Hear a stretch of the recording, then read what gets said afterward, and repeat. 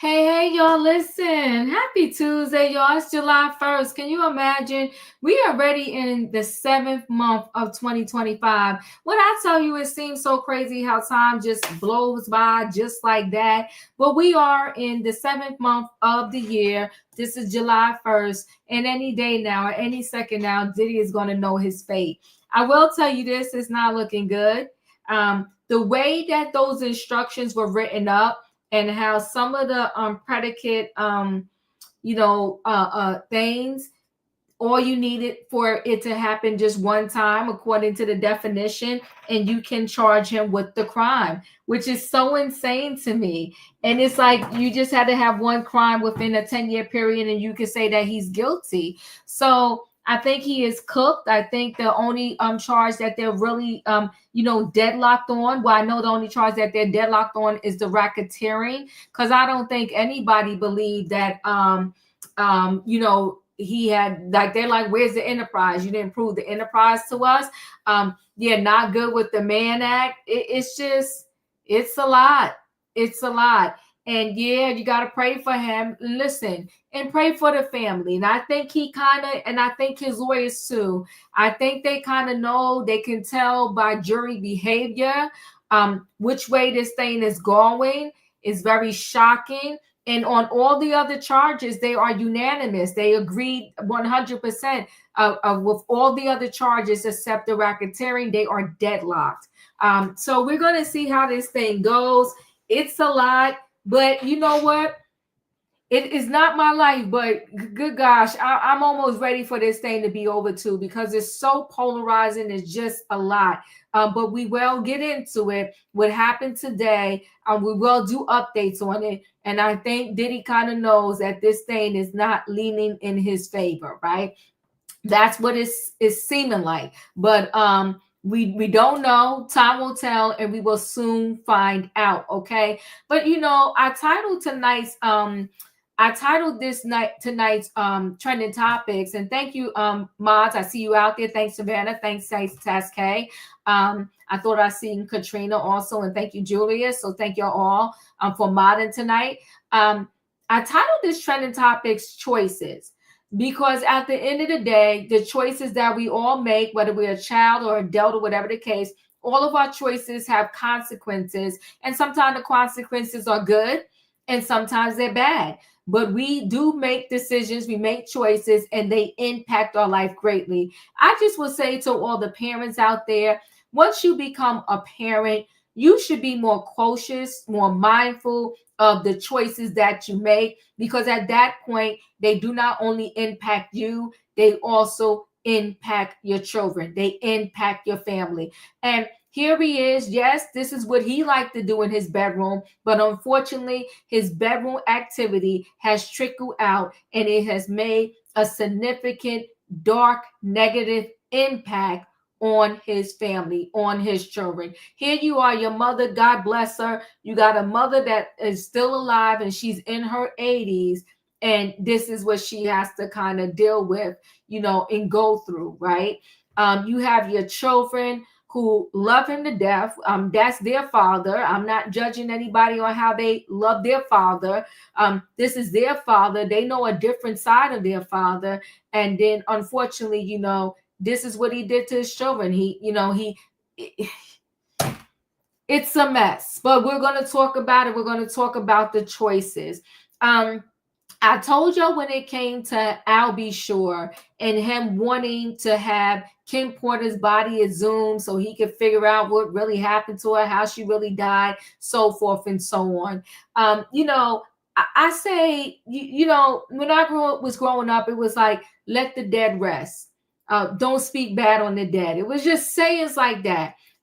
There are some people, my generation, we talked about how, we talked about how, like, I'm not going to say anything bad about my, former friend or whatever the case may be. Sometimes and we would say, no, let me take it back. We would say some things we're going to take to our grave with us, meaning that we will never speak on it, right? So Suge Knight, this is the most interviewed person I know that is behind bars. This man is in jail and he gets interviewed by everybody. YouTubers, news outlets, People Magazine. This man just, I don't know if they're paying him, putting money on his books, but he constantly is being interviewed by someone. So Suge Knight spoke about the night or the time period that Tupac died, right? And Suge Knight is claiming that, Tupac at that point, he was riddled with bullets, in extreme pain, and he just wanted to die. Yes, SK. And he has collect calls from Suge. He has a whole podcast on YouTube. I just don't understand it, right? So, he talked about the night like Tupac died, and he said that Tupac was in so much pain, he just wanted to go. He also said that Tupac would rather be dead than to go back to jail. So when he got shot, he was out on probation, and he did have a fight at that Las Vegas hotel, which probably violated his probation. And, unfortunately, he got shot that night. And he just said, according to Suge Knight, Tupac looked at him and said, I just want to die. I just want to go. This is it. He said, go ahead and shoot me. Go ahead and kill me. Go ahead and just, finish me off. And Suge Knight claims he told him, no, I can't do that. But he also claims that Tupac spoke to his mother, and his mother gave him a bunch of pills, and he coded. Then they came in and they revived him and they intubated him, but he ended up succumbing to his injuries anyway. And then he's claiming, this is Suge Knight is claiming this, that right away Tupac's mother wanted him cremated, and she wanted it done like now. The mother's not here to dispute or speak upon this story. It sounds a little crazy to me, but that's me. These are Diva thoughts, right? That his mother just wanted him cremated like right now. Like that just sounds crazy to me. But that's what Suge Knight claims. And so he said he got somebody to do it. He had to pay somebody $1 million to cremate Tupac right away. And then he said the ashes was given to the family, and family and friends sat around and smoked Tupac ashes. He said he didn't partake in it because he was on probation at the time and he didn't want to get in trouble for smoking. Listen, choices. We're going to talk about it. It's the wildest story I ever heard. And Brian, I hope I'm Baron. I hope I'm saying your name right. But you right. Suge Knight just be saying stuff. I mean, come on. So that's that, right? So we'll talk about that. And then my last story is this MMA star. I think people have literally lost their mind. I think so many people now with this social media, they will do every and anything to go viral. They do the craziest stuff. Like, when these people go on vacation and they want to stand on the edge just to get a picture for the gram, I'll pass. Take a picture right here, me on the ground with the background scenery. I'm not standing close to no edge. I'm not doing all of that. Take a picture of me right here and I'm good. And we could post a picture. You ain't got to edit it. You ain't got to do nothing to it. It is what it is. If it's showing my belly roll or whatever it's doing, post a picture. I'm good. I'm not doing all of that stuff. It's just too much. The people be doing the most to get these pictures. This MMA star, she was vaping and she gives the orangutan the vape, and the orangutan started vaping. And people are now outraged. And I said to myself, are people really that bored? Because I need to do a book or maybe a blog to tell people what they can do to keep themselves engaged all day long so they won't be so bored. Okay? So they won't be so bored. Okay, only thing I don't like about social media is taking the place of traditional media, is people can just say stuff unchecked. Well, you ain't never lie about that. That's a fact, Byron. That's a fact. Everybody can just run their mouth and say stuff unchecked. Not to get off here, but someone under one of my videos was like, oh, Diva, the judge can't do this. And they were just bringing another alternate. I had to tell them, hello, the alternates were released of their duties and went home. How can they just be subbed in the middle of deliberations and they wasn't here in the fight or before that? People just do too much. And it's like now, just if somebody doesn't like your point of view, they get wild. They get wild and crazy. I had to check somebody else. I said, just because you don't like my point of view, you're not going to get nasty and crazy with me. We ain't doing that. Not on my channel, not today. Now, I don't care. People all day long can have a different opinion than me. But when you want to start getting belligerent and calling names and talking about I'm going to be at the next Diddy freak off, then I'm going to check you. I'm going to check you, because if I wanted to go to a freak off, I surely don't have to wait till Diddy gets out of jail, because as we know, Kanye West be giving them allegedly, and so does 1,000 other people. Listen, Diddy called it freak offs, but way before Diddy even got on the face of this earth, they called it swinger parties, where couples would go and everybody would swap partners and do whatever they want, and they would watch other people doing stuff, so forth and so on. So I know everybody is saying, and I'm not here to say, oh, we already know Diddy is guilty of the domestic violence, hands down, period, point blank. But everybody wants to say, oh, he's a monster, he's a this, he's disgusting. Swinger parties have been going on for centuries. And at swinger parties, they don't have 22 rooms where the people just go in the room. The people start doing what they're doing in front of other people and swapping partners and just watching each other and watching people do it. And then they go join in and whatever else the case may be. It's happening. Diddy just upped the ante, named them, called them king nights, hotel nights, freak offs. And believe it or not, hold on to your seat. At some of these swinger parties, yeah, they was popping pills, swapping pills, doing all kinds of stuff, doing the most. And he used baby oil or Astroglide. But at a lot of these swinger parties, they using whips.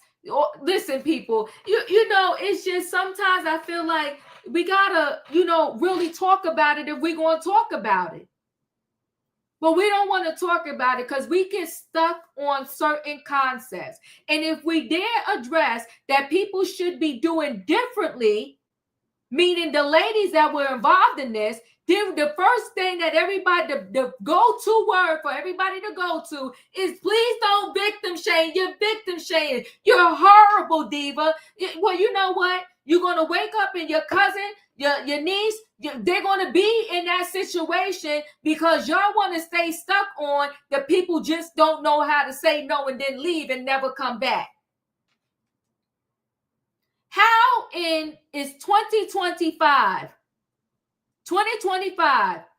and we really want to say that the only option that someone has is to stay in a horrific situation, are they going to be homeless? Well, let me say this to y'all really quick.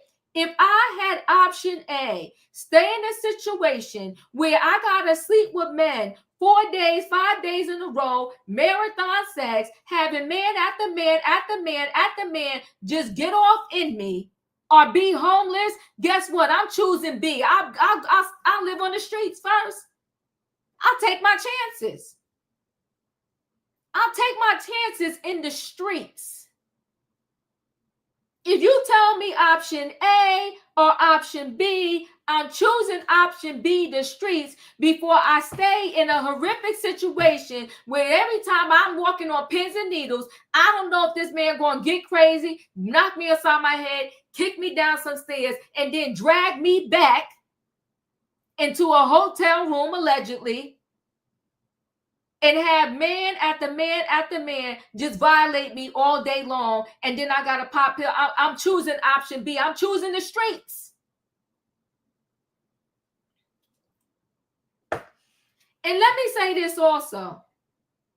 I get it. And y'all know I'm already used to the people coming for me. I can handle it. I'm a big girl. But you telling me that Cassie called her mother, emailed her mother, sent her mother a DM through her Instagram or whatever, and said, Mom, I need your help. I need some money because this man is about to put a sex tape out on me.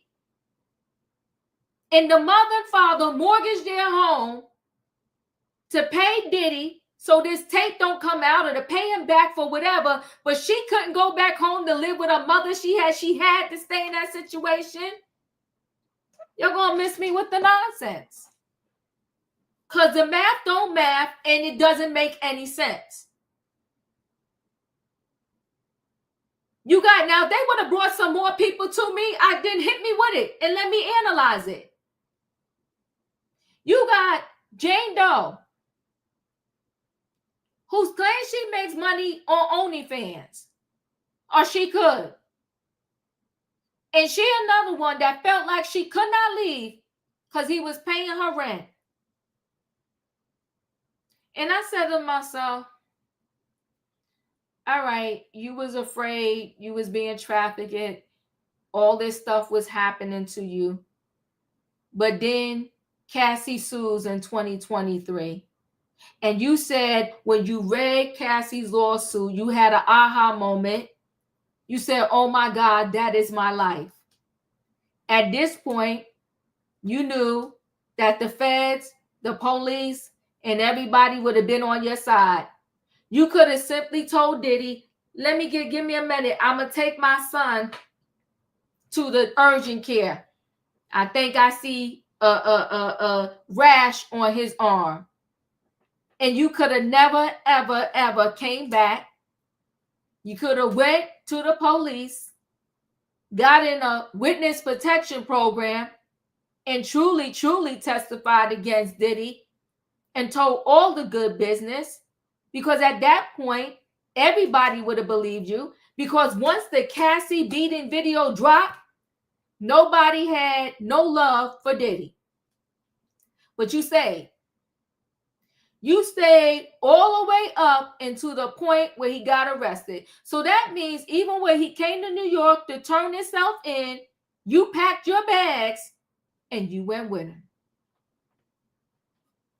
And with that being said, they gonna hang a man up, give him 15, 20, 30 years or whatever, because Jane Doe wanted to sit there and tell us somebody that's paying her $10,000 rent, paying for her lawyer, traffic her. Yeah, Diddy got played. But you know what? When these men out here, when they want to think they one up in somebody, you got these ladies out here now, they got game too. Diddy got played. She couldn't go nowhere. She couldn't leave. You know, long time ago, the only way you can call somebody, you would have to get to your house phone. I still got a house phone. Not many people do. There ain't nobody really fooling with a house phone. Maybe people in my age bracket, but not too many people fool with this house phone no more. They like, I don't need that. I got my cell phone. I still got a house phone. So back in the day, literally, the woman would have to try to get to the house phone. She would have to try to do so much to sneak around from this abusive man. Yeah, okay, come on, Sasuke. You got a landline? Holla. I still got my landline. But nowadays, you can DM somebody and say, I need help. You ain't got to make no phone call. You know, there's that song, Don't Save Her, She Don't Want to Be Saved. They didn't want to be saved. Now, listen, am I saying, am I not acknowledging that Nike Man 20, I don't know why you come in my chat. I don't even know why you are here. Why do you subject yourself to the Diva when you seem to not like me? See, that's a form of insanity too. You come in my comments, Nike Man, with the flim-flam, telling me I'm flip-flopping, and that's why I know you ain't connected to me. Because you don't even know the Diva. Because if you know the Diva, you know I stand 10 toes down on what I say, and I don't change it up. Why do you come here and watch all my videos just to be saying the nonsense? Now, you can have a different opinion than me, but you with the nonsense. Talking about you flip-flopping, shaking my head again. How am I flip-flopping? You got to get yourself together and get a life. Because I'm tired of seeing you in the comments with the nonsense. I ain't here for it tonight because we got to talk to the people. And you are with the nonsense. And you know what? Since you think I flip-flop so much, I dare you to hit that link and have a chat with me and chat with me with your camera on. Let's do it. Let's do it. The Diva's here for it. Come on, click the link.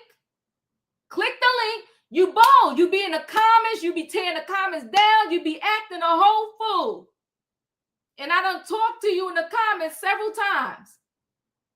So now we got it. Hit the link and come talk to the Diva. And turn your camera on. Because one thing I do, I told you over here, don't catch feelings, catch the train. But if you want some, come get it. Because I'll talk to you. And I will pull up every last one of my videos. I'm over 3K videos. And I don't never. And if I'm wrong, I come up here and apologize. Because I'm a woman. I'm 55. I'm about that life. But I'm sick of you in the nonsense. Yeah, come on. Thank you, Lakeisha. Thank you, Sasuke. Click the link or get off the train because I ain't beat for you tonight. We got to teach the people something. And I want to teach these young ladies, you have got to say no and mean it. They be blocking the man and then unblocking them. You teach people how to treat you. If you say yes to the freak off and you really mean no, what do you expect? Stand on business. If I tell you no, I'm saying no, and that's it. And if you don't want none of this, get out of here. I told y'all the truth.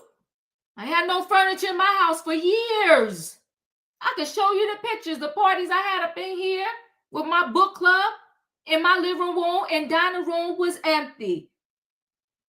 I'm not one that get all emotional about people talking about me because whether you're doing right, wrong, good, bad, or whatever, you always going to have somebody to talk about you. Now, let me bring the people in the building. Nike man. Play the game, people. Play the game. But be grown. Hit the link and show your face and come talk to me. Or stay out my comments and stay out the live. Listen, people. It's time. Y'all know what I need in the chat. I need a what? I need a choo-choo. Hold aboard, everybody. And you don't need to block him. You don't need to block Nike man. I done told him in the chat. It's under a lot of my videos. And I'm telling him live now. Click the link. Let me bring the people in the building. Hold on now. Hey, Savannah. Hey, Diva. Hey, Julius. Hey, Wayne. Hey, Diva girl. Hey, y'all. Hit the like button. Listen, I got my popcorn locked, loaded, and ready. Okay? Come on. Hey, Katrina. Hey, Amy J. Listen, people. We're going to get right into this. Everybody mute their lines. Let me just give the premises of all the stories here. The first story we're going to do. Before we get into this first story, let me just really quickly, I got to give a shout out to one of my childhood friends. I want to say to everybody out there, if you have a dream, I don't care if you're 10, I don't care if you're 15, I don't care if you're 20, I don't care if you're 30, I don't care if you're 40, 70, whatever the case may be. While you are here, follow your dreams. My girlfriend, this is my childhood friend. My childhood friend. Her name is, everybody just mute your line. Thank you, Byron. I see you coming up to talk to us. Hold on, just mute your line. This is my childhood friend. We was in grade school. We've been friends forever. She went to film school later on in life. And she, and with her other people, they're doing a film. I have to work with her. We may be able to premiere her film here on my channel one night. She was out in Austin.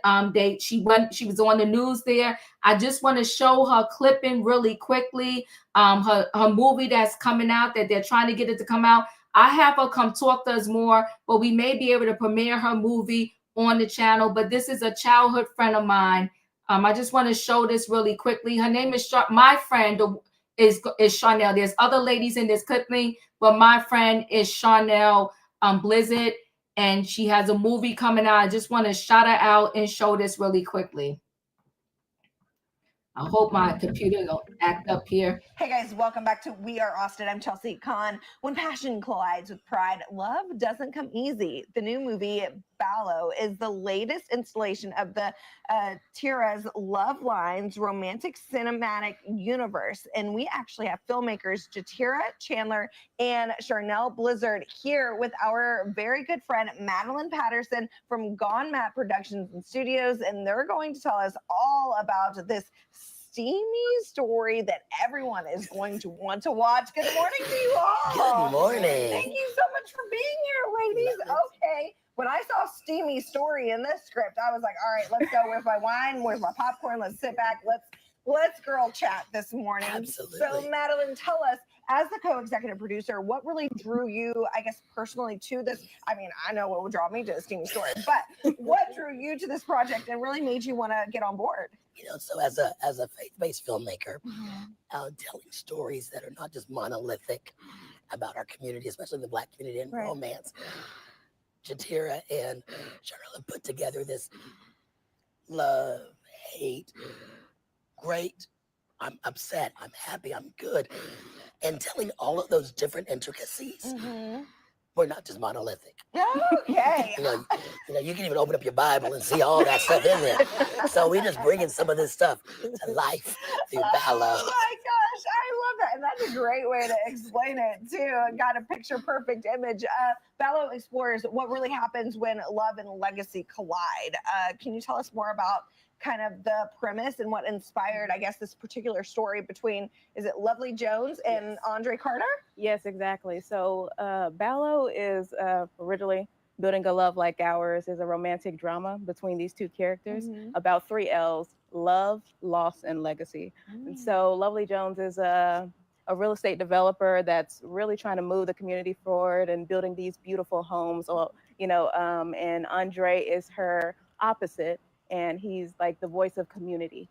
And they get into this battle because of his displacement, which were caused by her actions. And they find love in the process. So the story centers around that. So I'm excited. I know it. We love a good kind of frenemies to love story, if you will. And that certainly seems like this is kind of the journey that they will take. But to see that captivated on the screen and just to be there along the journey, we actually have a little clip to share. Let's take a look.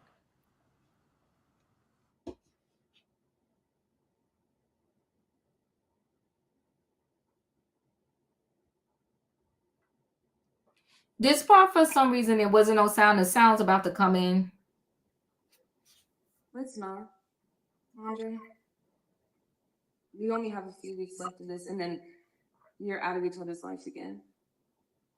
Let's not complicate that by whatever that was.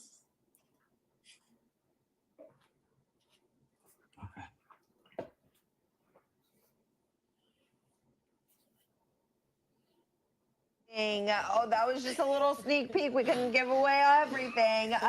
Tell us about the filming style used for this movie. Yeah, so what we did was take a lot of Korean drama elements, which is a lot of mirrors, a lot of angles, to show the duality in characters. So it's something that we really don't see here in American style film. Right. But we wanted to do something a little bit of a slow, lingering love story. And we found that Korean drama showcased that very well. So you'll see a lot of that here. I love that you're incorporating all these different assets from all over to put together into this beautiful story. And why do you think it's important for audiences to see this kind of authentic portrayals of Black love and just really the family dynamics? I think it's important because we're so accustomed to seeing love stories that begin with one of them coming out of a traumatic relationship. Whereas this one, it's not that. You know, we're dealing with like childhood pain and gentrification, and how when they see each other, they realize they have this inner turmoil that's going on, but they also have this attraction, but they kind of blaming one another for that turmoil, and we see them grow and work through it. And I think it just becomes such a beautiful love story because it's based out of them learning each other, and we watch them heal as they grow to love one another. Inner traumas. I love to hear that. Yes. How did you cultivate that sense of community among the cast and the crew spread across? Y'all filmed in different cities, is that right? Yes. Yeah. So we did New York, Atlanta, and Houston, and I think once we got the cast together, it was a lot of Zoom, a lot of interacting constantly with one another, getting to know each other, which helped them really grow into their characters because they were able to establish relationships, which made it easy for them to work together on camera. And we see it. Yeah, I can certainly see the way that that will spill out into that chemistry kind of pours into the movie, and you see that on screen. Well, we certainly are excited. Congratulations to you guys. Where can our viewers at home go to watch? At the moment, you can go online. We're on Instagram at Ballow. It's at Ballow the movie. So you can follow us along there, and then we're just trying to get it ready for festivals and everything. Oh my goodness! Yeah, so follow along. Best of luck to you both. This is incredible. Madeline, thank you so much for introducing us to new friends. We love it. And you can find more of this segment online a little bit later this afternoon. Make sure you're following along on Instagram, as they mentioned, and Gone Mad Productions and Studios and Ujima Magazine as well. All right, so that to give a shout out to my girlfriend. Thanks for indulging me, people. We went to grade school together in the Bronx, Chanel Blizzard, and we always joked about her because of her last name. But a great person. We're very good friends, and I love her, and I'm so proud of her. And I really hope that she gets her movie in the film festival, what they're trying to do. Let's go ahead and move right into the Diddy story.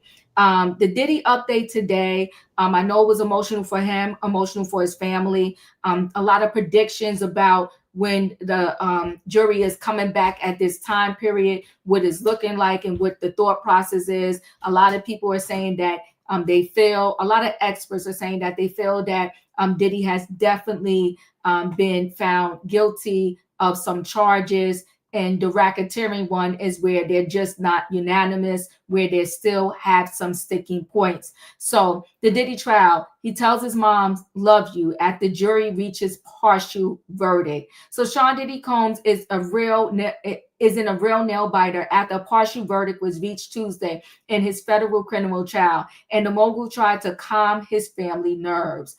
Diddy turned to his mother, Janice, seated behind him in the second row, after she asked him a few muffled questions inside the New York City courtroom. Diddy then leaned in and whispered to his mom, I'll be all right, and I love you, while thumping his chest. We're going to see here just, again, this little clipping is just the family kind of coming out the courtroom. I feel like they kind of are preparing themselves for the worst, okay? Even though you cannot Of course, they are exiting the main entrance on 287.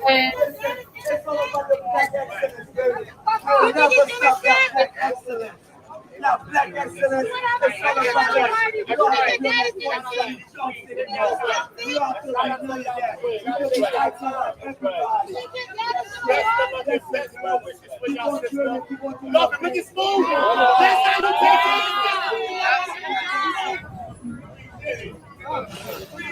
And his phone's coming out. Ms. Combs, how are you feeling this evening?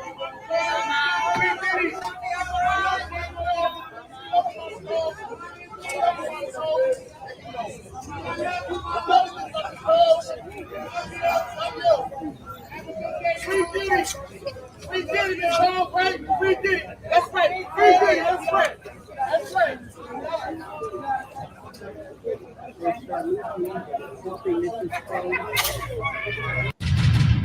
So it's a lot. That's the family coming out. The Bad Boy Record CEO also said something under his breath to his 6 adult children who were present in the gallery, including Christian, Justin, and Quincy. The children then exited the courtroom with sad faces. This isn't the first time Diddy has shown his affection towards his family during a 7-week trial, making similar comments throughout, okay? Of course, all of this comes against the backdrop of a dramatic day 2 of deliberations. The 12-person jury reached a verdict on 4 out of the 5 charges against Diddy, namely 2 counts of sex trafficking by force, fraud, or coercion, and 2 counts of transportation to engage in prostitution.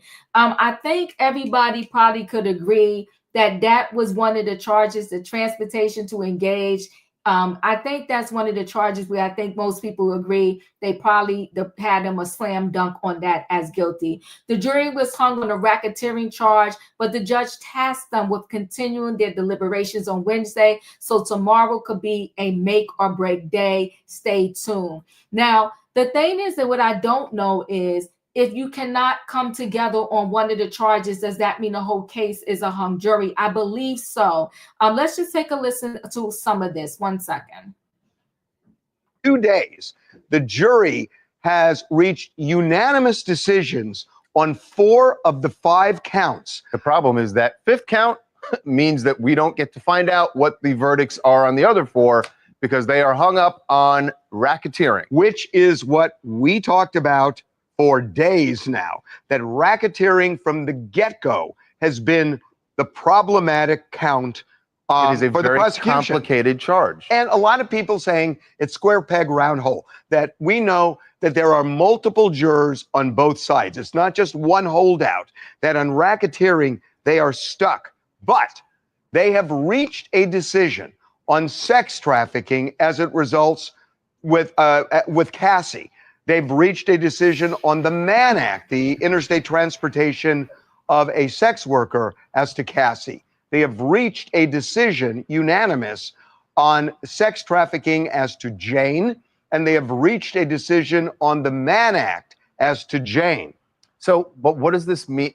What's confusing is all of those things that you just said are also included in the racketeering count. So we don't know what the vote is. So we don't know what the vote is. It's hard to read what they possibly came up with. Let me read between the lines on what you're saying, because with Charles, I think it's just a valid point that you need to find 2 crimes in order to apply the RICO statute, the racketeering statute.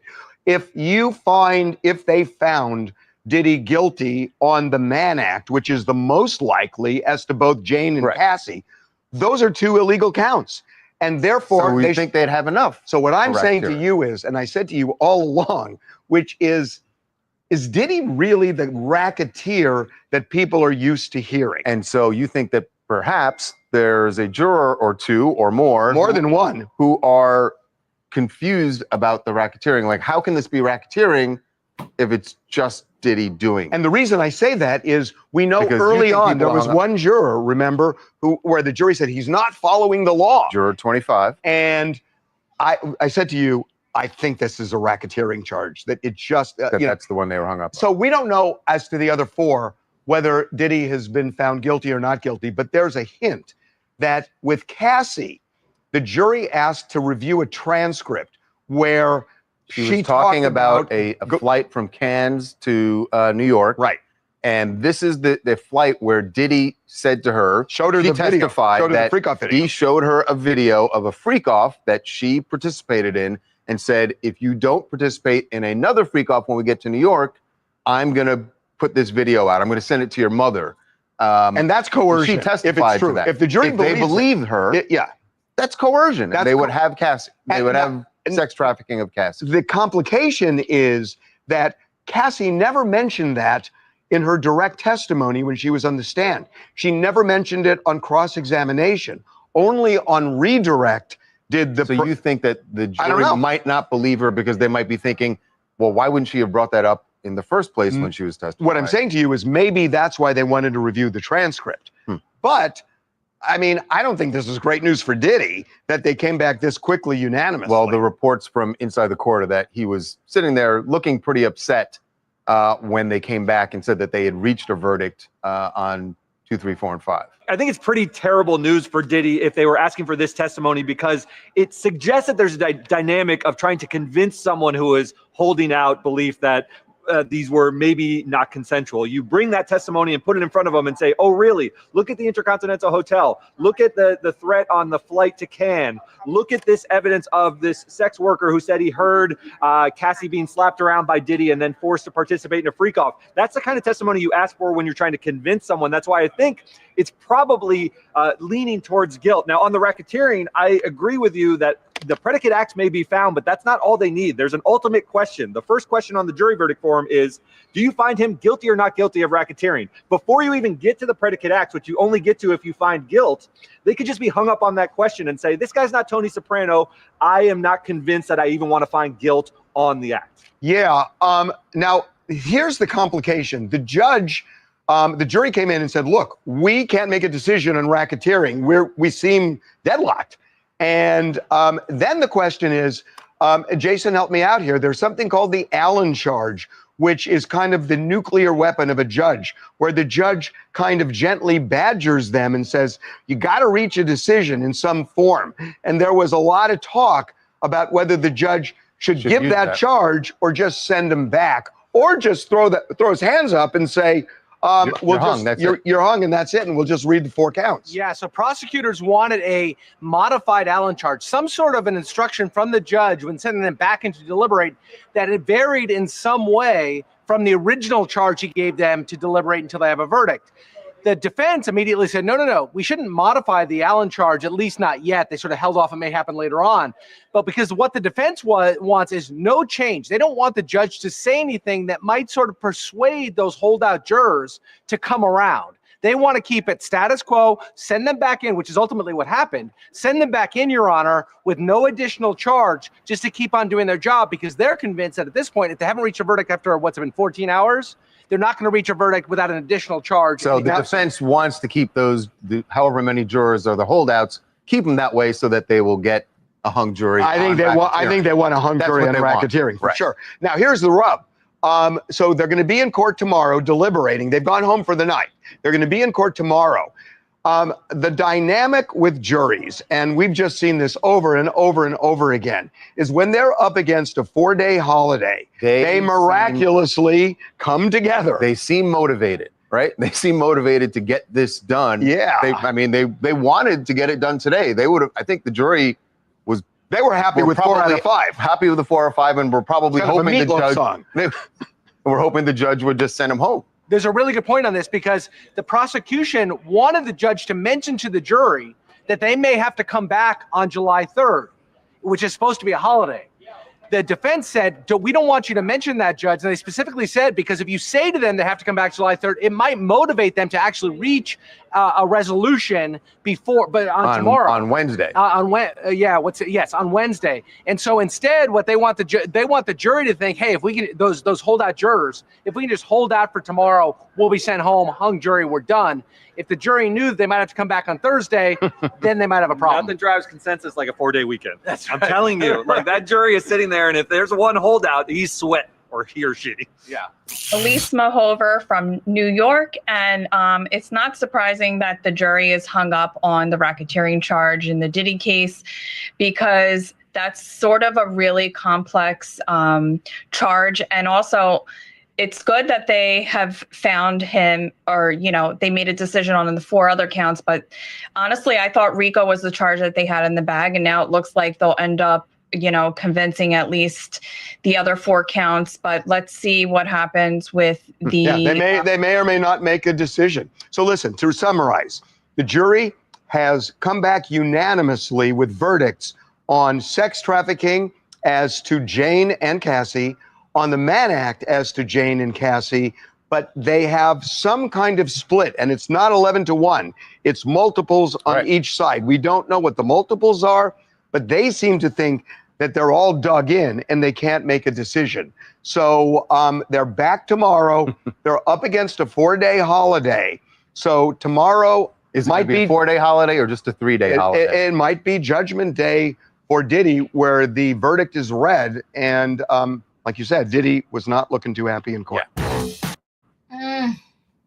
This is intense. We got a newbie in the building. So, Byron, I'm going to start with you. Okay. What are your thoughts? Thanks for coming through. Absolutely. Appreciate you for having me. I think this RICO situation, to me, I'm passionate about it because I think it's a scam. I think they are doing this and putting it together to go after his money.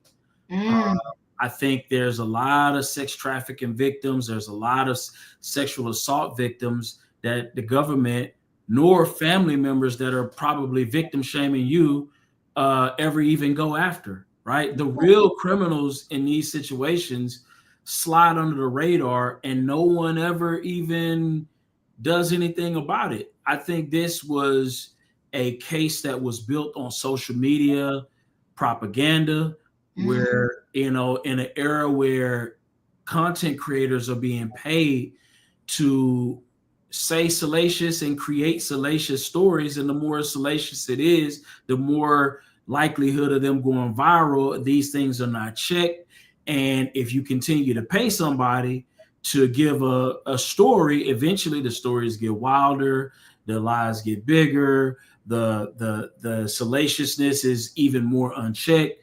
And now you're dealing with a situation where anybody can go down for a mere witch hunt.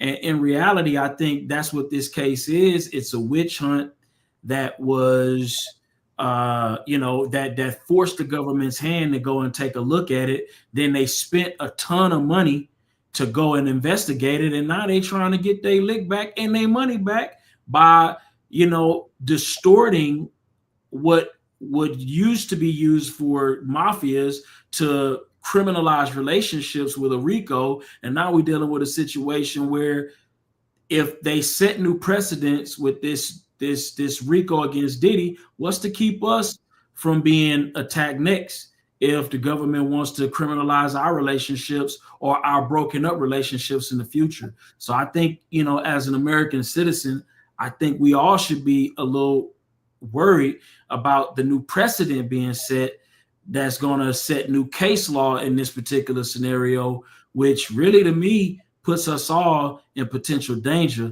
And I don't think they're going to stop with Diddy after this. They're going to go after as many people that they possibly can, especially if they know that that person has money or resources to try and ruin that person the same way. Because we know we're seeing lawsuit after lawsuit after lawsuit. It's literally become the new come up. What's to stop them from converting those lawsuits into RICOs to, criminalize those people's relationships and get their money? I appreciate you, and you speaking 100% facts. This is going to change the dynamics of relationships. So simply, especially when it comes to this distribution, so simply, any of us at any given time can be accused of distribution of some substances or something. If you there's a Tylenol that, has a higher level that is considered a controlled substance. So you go in your bag, your girlfriend, your friend say, I got a headache, and you passing them a Tylenol that, got a little extra in it, or now you are being accused of distribution. Like, this thing is just, it's insane. And what kills me with this also is half of them went and got the stuff and brought it to the party. They brought it there. So now you brought it there and you asked me for it, and now I'm distributing it to you, and that's going to get me locked up for 15 to 20 years. This whole thing is insane to me. And, people are stuck on, like you said, they throw out these salacious stories. You don't have to have any facts. At the end of the day, where did they prove? I'm not saying he did or didn't do it, because it's about proof. Where did they prove that he blew up Kid Cudi's car? Where was the proof? Where was the proof? At best, I'll give them the sex worker thing, right? Okay, fine, I'll give that to them. But where else did they prove anything? And you can't tell me at any given time, how are you trafficking? I don't know no real sex trafficking victim that gets an allowance every month, that gets to stay in a high-rise apartment, drive a Benz, a BMW, and come and go as they please, but they were stuck. It don't make sense. So it's going to be interesting how they pull these charges for those particular things. I appreciate your comments. Let me jump to Felicia. What are your thoughts?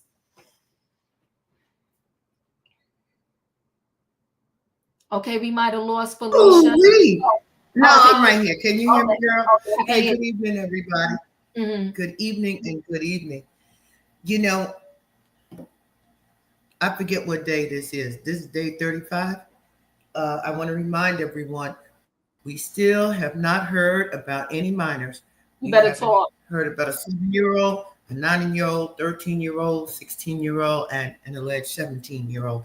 And there were supposed to be at least 25, 30 of them, according to Mr. Busby.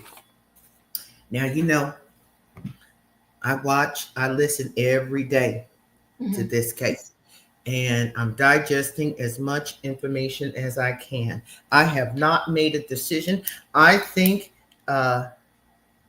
these verdicts are split, and I don't know how it's split, but I'm trusting that they're split because there's such a gap in story between what Miss Ventura said happened to her and what Miss Jane Doe said happened to her. So I'm not sure. And I'm not going to try to predict. The Southern District of New York found Jonathan Majors guilty when he was running away from a crazy white woman down the streets of Manhattan. So I cannot say, but my faith is unwavering. I believe in righteousness, and I believe God will not fail his people. We're going to hold on, and we're going to wait.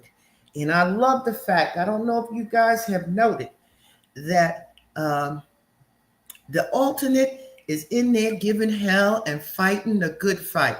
And that was the one that the prosecution wanted and fought for to get in. So we know Miss Comey is not doing so well tonight.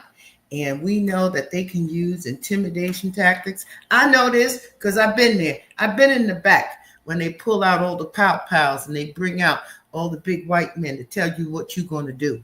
Yes, I've been in there, okay? But I know what it is to be brave and be courageous and to stand for righteousness.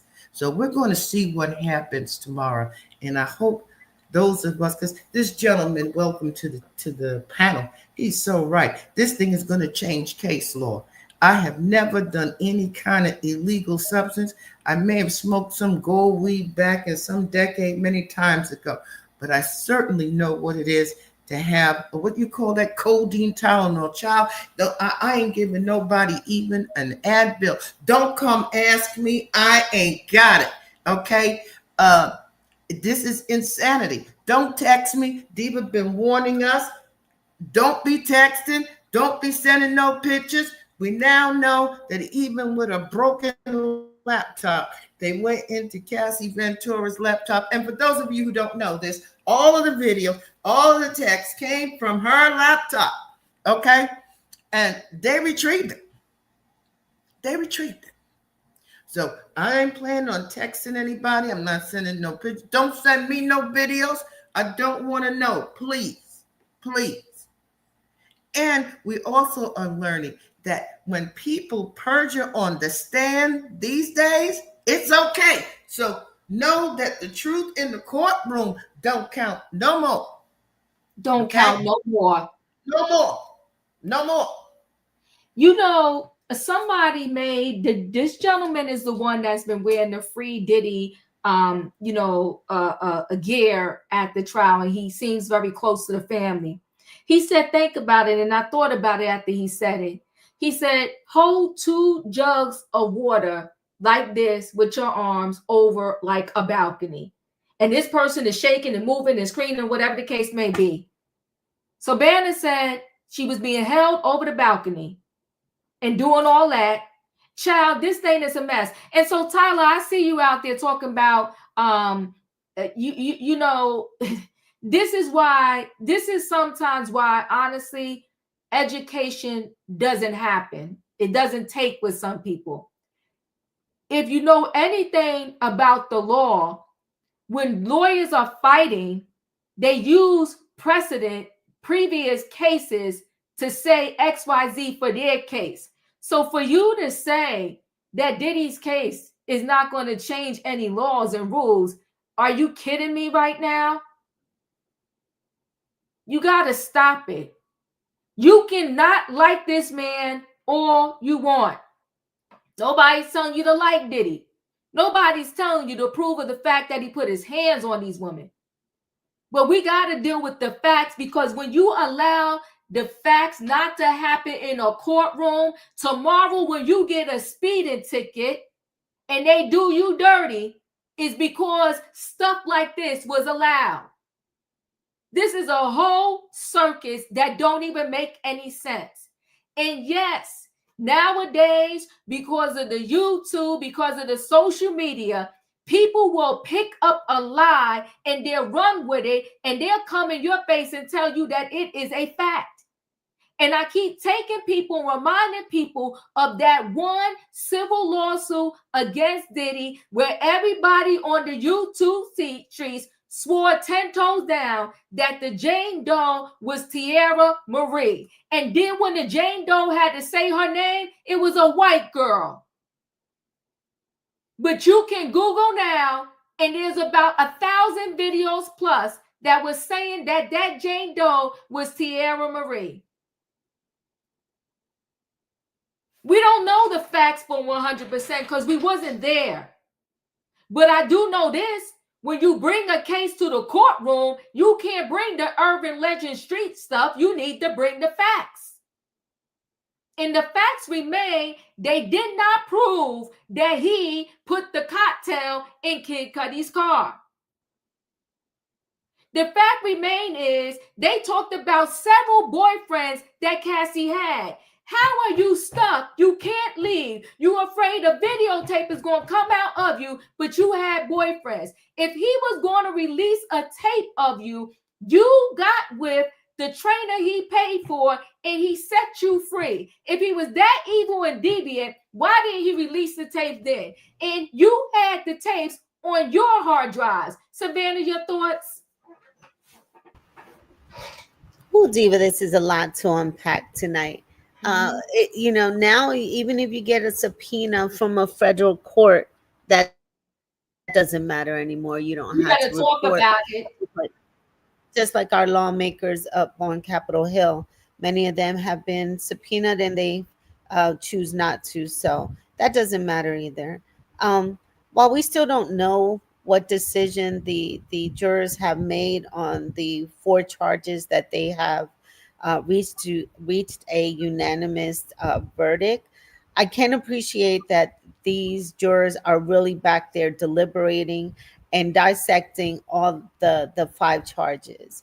So I do appreciate that there, especially juror number 25, that is back there 10 toes down saying, whichever way he's swaying, they have to convince him on that whether he is or not guilty on that charge.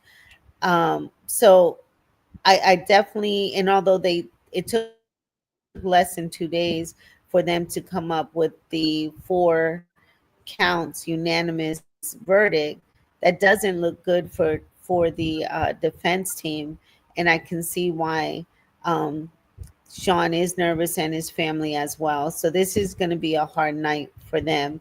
But prosecutors needed to prove that Sean had he was the leader of a criminal enterprise, and he had plans between him and someone else to at least one other person to commit at least 2 of the crimes, and that wasn't proven.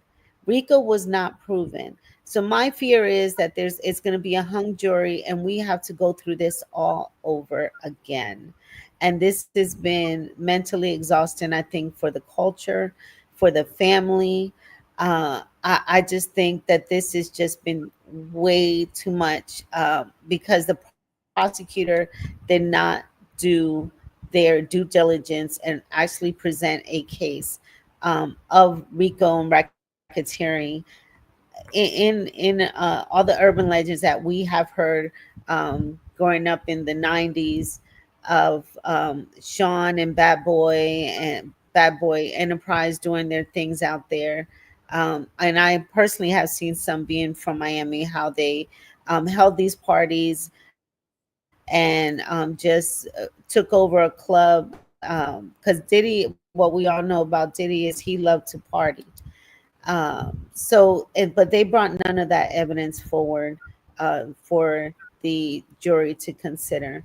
This was nothing but adults having wild sex and being freaks and just being unsafe with their bodies.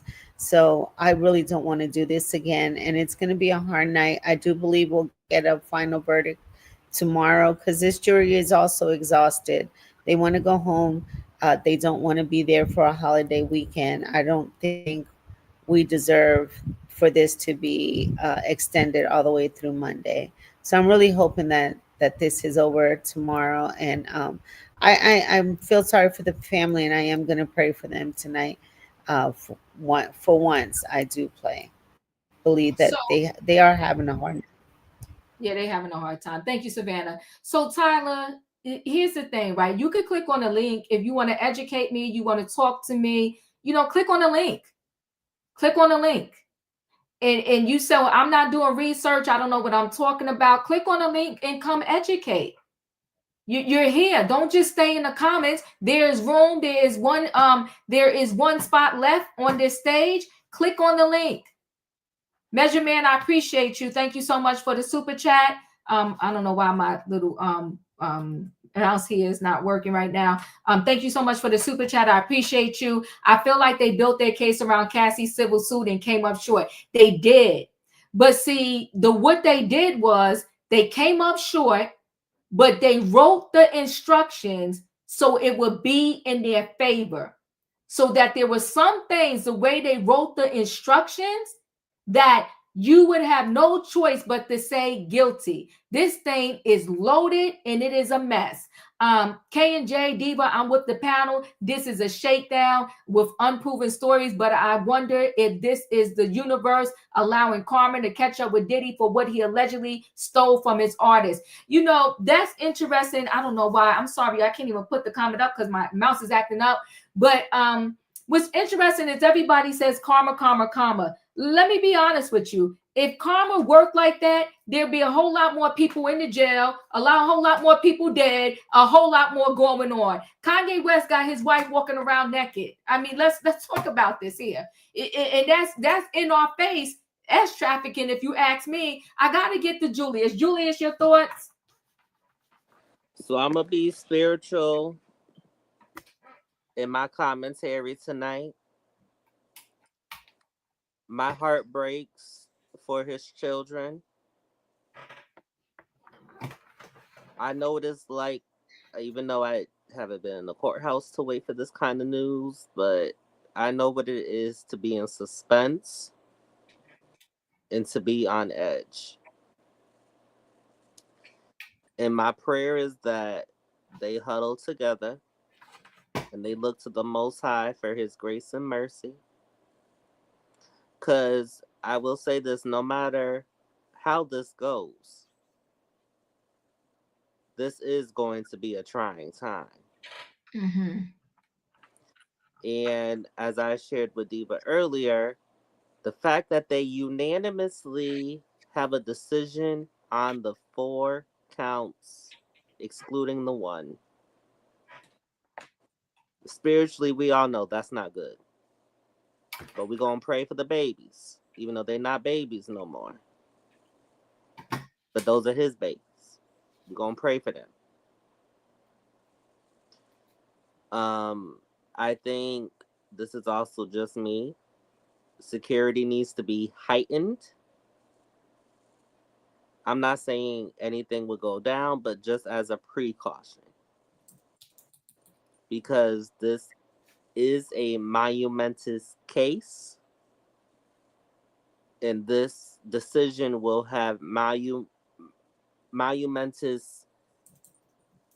ripple effects throughout our culture. And my prayers go out to his kids. Thank you. Amy J, your thoughts? Hey, so just pointing back to the OJ case when they were deliberating, and I remember they did the reenactment with I forgot the guy's name, but it was on Fox, and in the reenactment, one of the lawyers And I always think about this. I forgot his name, but one of the lawyers was known as the plea out lawyer. And they was like, all he's good enough to do is to plea out. And he ain't got this dream team.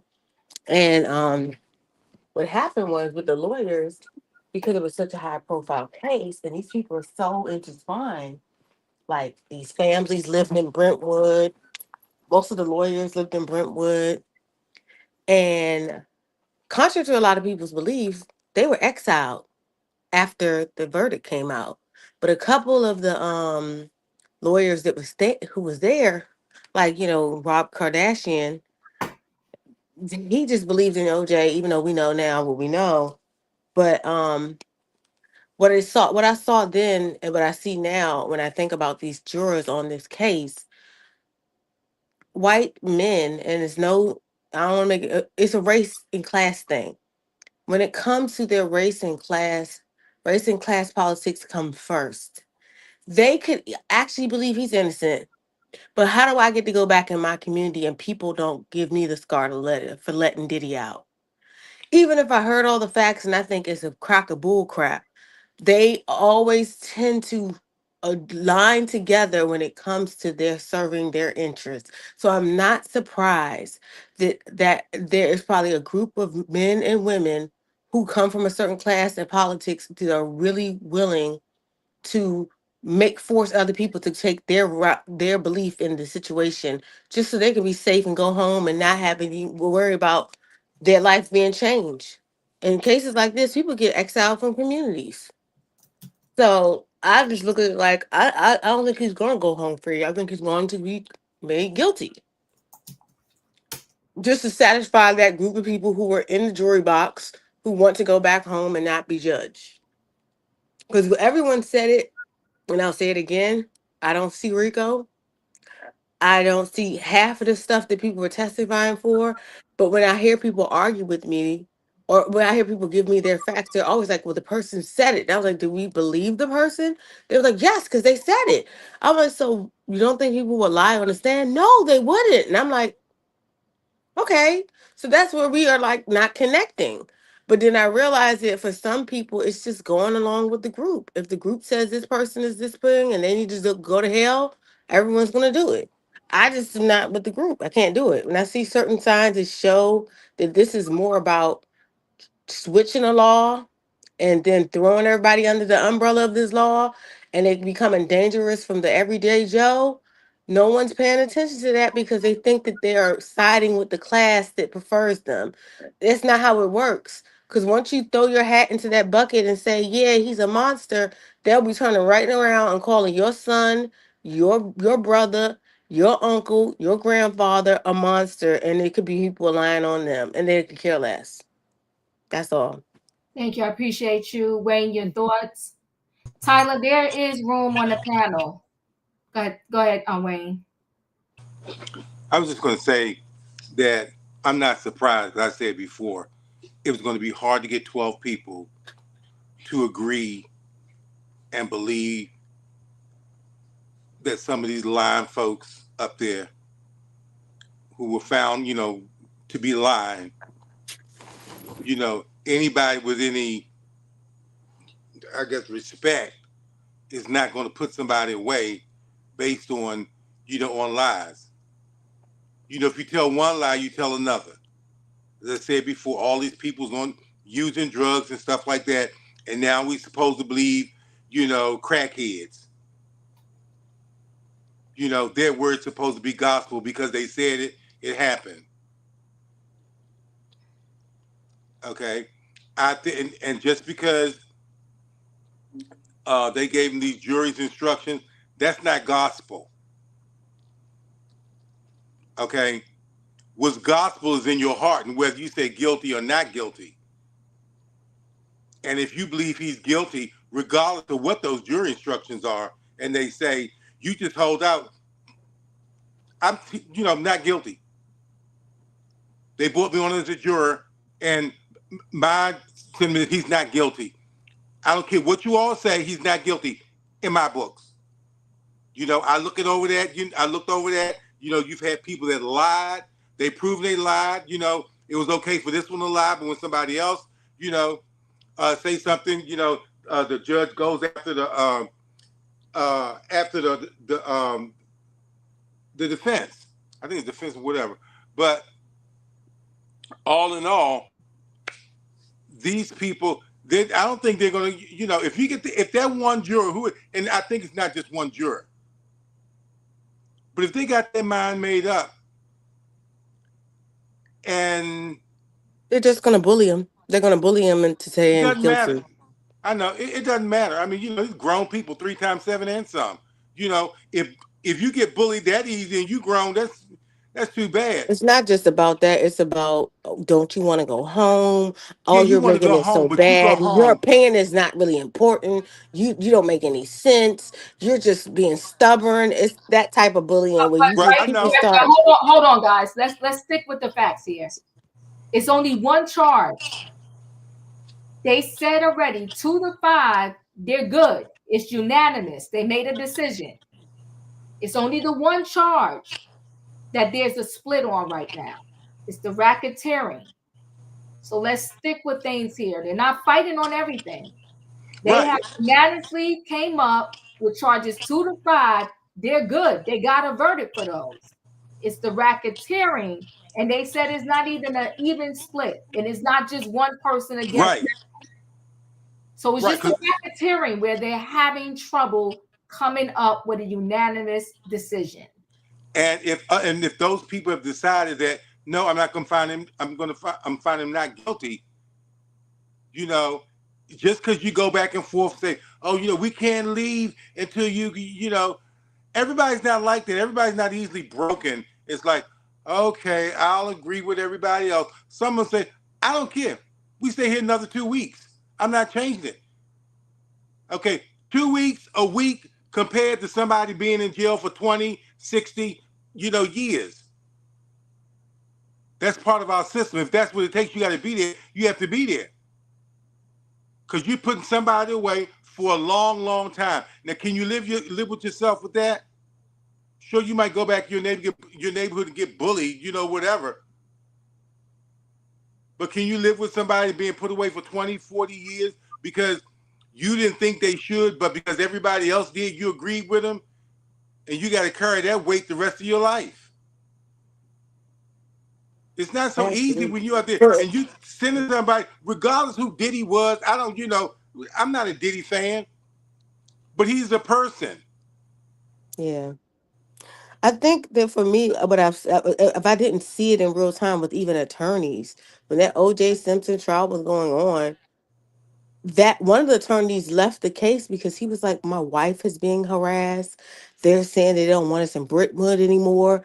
After the case, the person had to move out of the town because so many people were like, you were supposed to find him guilty. And because you represented him so well, and the jury did the job that most people don't want to do. A lot of people who come from a certain class background, they don't want to be exiled. So if they went and they truly believe this man didn't do this, or this is not stress trafficking, or this is not, they got to think about, okay, what does my community think? Because if I come home and they say, well, how did you vote? And you say, I voted this way, and people find out you're the reason why Diddy got a mistrial, they're not going to be cool with that. And this is the stuff that's going on in these people's heads when they're making these decisions. So hold on, Amy J. Let me get to Katrina. Katrina, your thoughts? Hey, good evening, Diva, panel and chat. I'm with what's his name? Byron and Felicia and Wayne on this panel. It was brought to my attention that some things we read on social media without checking and making sure it's facts before we say those things out loud. And I really went back and I thought about what this person told me. Like, there was no persons on this thing other than Diddy. And they were saying conspirators and all that. So I get it. And as I said before, I don't know what Diddy did. I didn't see Diddy do it. I ain't had no binoculars. I ain't have no telescope. I ain't have none of that stuff. So as I tell people before, it's not what you know, it's what you can prove. And I can't prove that Diddy did this stuff because I wasn't there. And I definitely can't say that he did these things with the witnesses that came on the stand, because they lied like heck, because I consider them as being high priced prostitutes. And I'm sorry, y'all, forgive me in the chat, but that's what they were. I mean, come on, be for real. I don't I can't put take somebody's life away on speculations, on urban legends, on stuff that we don't know. It's just like saying somebody said they seen Bigfoot. I ain't never seen Bigfoot, but they say Bigfoot exists. But I've never seen it with my eyes, so I can't go to court and say I seen Bigfoot. But what I'm saying is, if these people didn't prove what was supposed to be proved, regardless if he did do these things or whatsoever, but if you didn't prove that he did it, then you can't convict him. And as she said with the O.J. Simpson trial, what did he say? If the glove don't fit, you can't convict. So if they didn't prove their point and all this, and you have other social media people out there saying they believe he's guilty, but nobody knows if it's guilty or not. So why put that out there in the atmosphere? We saying that I said myself that some of the charges that he might be found guilty on, but I shouldn't have said that either, because I don't know. And I ask y'all for my apology, for my forgiveness, because like I said, I should have never did that. Should have never even put that out there, because Katrina, I definitely didn't know. Let's go by. But that's all I'm done, girl. That's all I got. So here's the thing. What I need everybody to understand: they were given jury instructions, and they have questions to ask on the instructions. I showed it yesterday, right? And you got to go down and you got to say yes, no, I'm not guilty or guilty on these particular items. And they were also given definitions. And so one of the predicates for I'll pull up the form as somebody else is speaking. I'll see if I can pull the form again. But one of the predicates was, because I had said that these freak off videos, and I said it way before this case even came to trial, that there was nothing on those tapes. Because if there was something on those tapes, instead of them putting out the salacious story about the 1,000 bottles of baby oil, they would have been like, we saw the tapes, people were passed out, drugged up, being forced to take more drugs while these things were happening. Never saw that. Never saw him walking over to anybody, shoving substances down their throat. So how do they get around that? They make the definition and they say it's distribution, and they say it's as simple as, because they even asked one of the questions. If Diva asks somebody, can you give me the pink cocoa, and you give it to me, that's considered distribution. And they said in the instructions, it only needed to happen once for you to find him guilty of that distribution. And then, because if you remember, you was following the case, they said the defense was 10 toes down on fighting. And now I know why. That night at the Intercontinental Hotel, that was a freak off day. The defense kept saying it was not. And the reason why they wanted to go down and record that it was not is because the prosecution whole thing was that this is what happens when you say no to Diddy about a freak off, him beating the crap out of Cassie. But on the stand, Cassie pointed out a S worker named Jules and claimed that Jules was at the Intercontinental Hotel that day that she got the beat down, which would prove that day was a freak off day. But Jules, I did the video. I ain't even gonna pull it up. Go on my catalog. Jules himself came out and said, it wasn't me. I wasn't there. She got the wrong person. Now, does that mean that was not a freak off day and that there was no S worker there? No, it does not. But what it does mean to me partly is that her memory is off. She probably don't know one freak off from another. And for sure, by definition, because the S worker himself came out and said it wasn't me. She pointed me out And he said, the government used my exhibit like I was there that day. And he said that was not me that day at the Intercontinental Hotel. But let's go back to facts here. The people that got bribed, the security that came up, he never wrote in his write-up for the incident report, he never wrote about some man being on the bed. He never wrote about Cassie having a black eye. Now listen, we saw her get beat, but I'm just saying what he didn't write in there. And I'm telling you as a Diva thought that he wanted to claim because he's a cop now that he didn't take any of that bribe money. I call lies on that. I feel like everybody that got on that stand, every last witness that got on that stand for the prosecution, they told half truths and a lot of lies. And to me, this judge just took a blind eye to the lies. What is the sense of me doing an oath and I'm still going to lie? I got a whole, what do they call it when you got an agreement? It's slipping my mind right now. You got immunity. And you still didn't get up there and tell the whole truth. And you got immunity. But you want to know why, in my opinion, again, a Diva thought, why they got up there and had immunity and still didn't tell the whole truth? Because they want the world to continue to believe that they was 100% victim and they had no part in this situation. So I'm going to tell this story. They wanted to rewrite history as if they had no parts whatsoever in this situation. But in the meantime, all of them called the workers. They greeted the worker at the door. The workers even said that there was downtime where they had conversations with each other and conversations with Cassie and Jane. So if you was really being victimized, because they said all the time Diddy was always in the room 100% of the time. You don't slip a note to the S worker, help. You don't whisper in his ear while you kissing him, I'm being trafficked. You do nothing.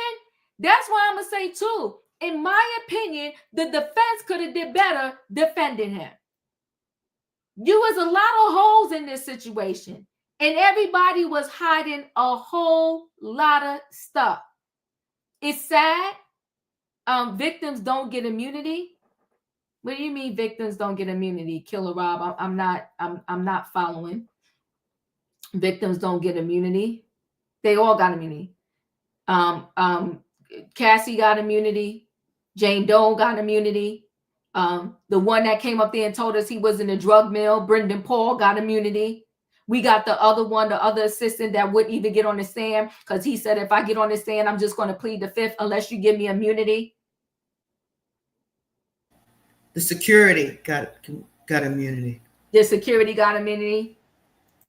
Diva, I have a friend. They're not trying to gag. They're not trying to gag. He's about to do a podcast. Okay. So all I'm saying is this case, it was messy from the door.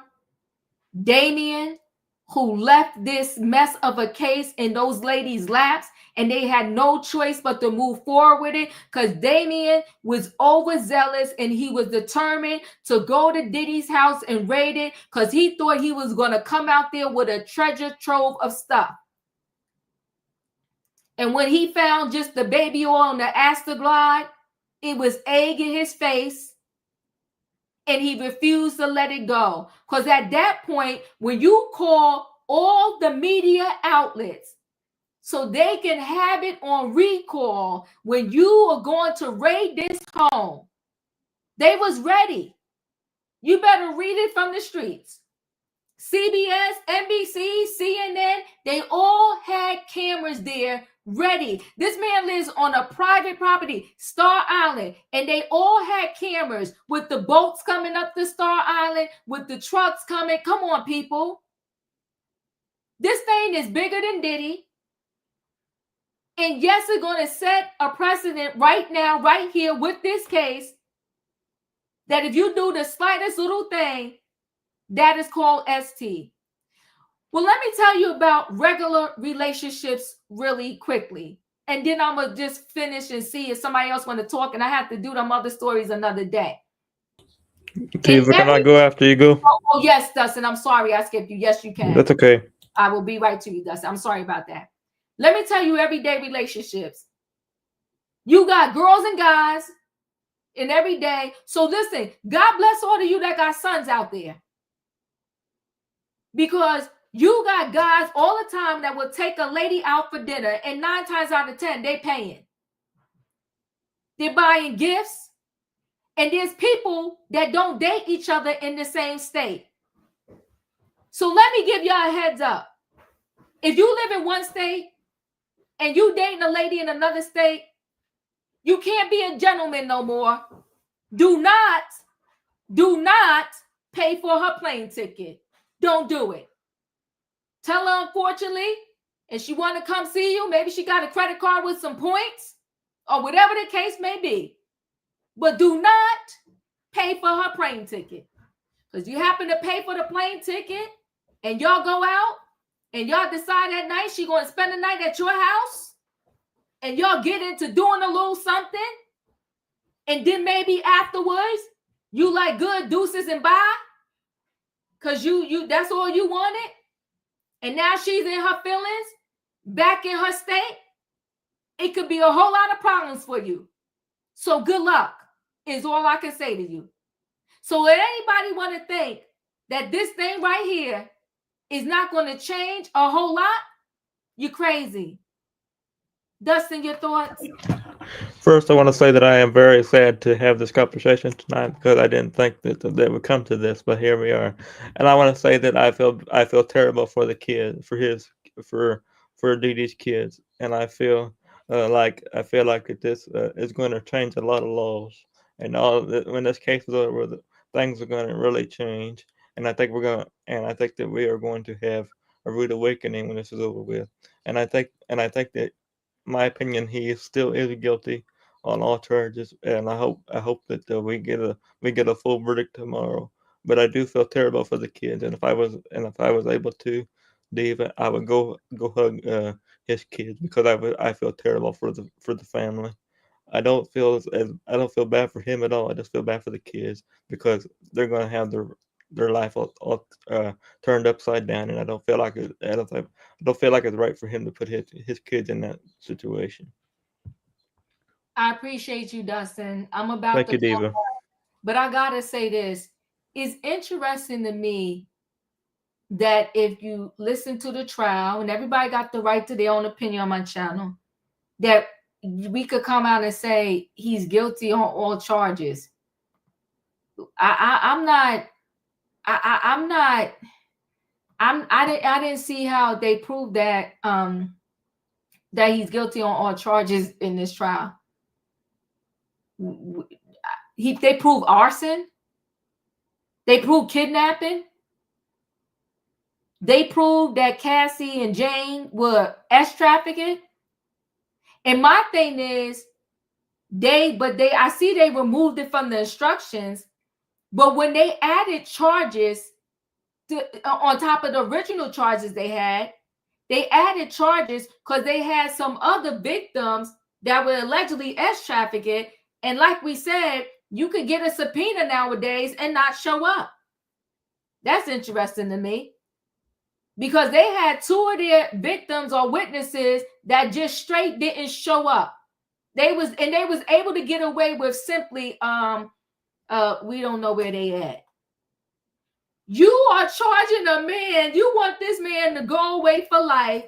You added charges based upon some victims that didn't show up, and you think it's cool and it's okay to just be like, oops, I'm sorry, they not coming. And come on, Brian, one man for Rico. You ran a criminal enterprise, but you presented to us nobody that helped this man. And where was all the witnesses? All of them witnesses, they should have been on a consistent basis saying about the co-conspirators that helped him carry this out. I'm about to close out. Anybody else before I close out? We're all good. Listen, people, I can't even do these other stories. Go ahead, Felicia. Diva, if I may, I'd like to share with the panel and the chat my jury duty experience. I found MJ's commentary interesting, but I have had an experience. And in fact, it was an M trial, and we got the case right before July 4th. I don't know how many of you know about Bud Fest, but I was supposed to be going to the Bud Fest July 4th, and that's all I was talking about when we were in the back or out to lunch. And the fourth person was chosen, and it was a woman. And when the case was handed over to us, the fourth person, the woman, said, well, we could talk about the case, or we could take a vote and see where everybody is, and then we can move from there. And she then made a statement that her husband said that the defendant was guilty. Now, I'll say it again. She said her husband said that the defendant was guilty. And no, her husband was not on this jury. I don't know if he was in the courtroom, but he definitely was not on the jury.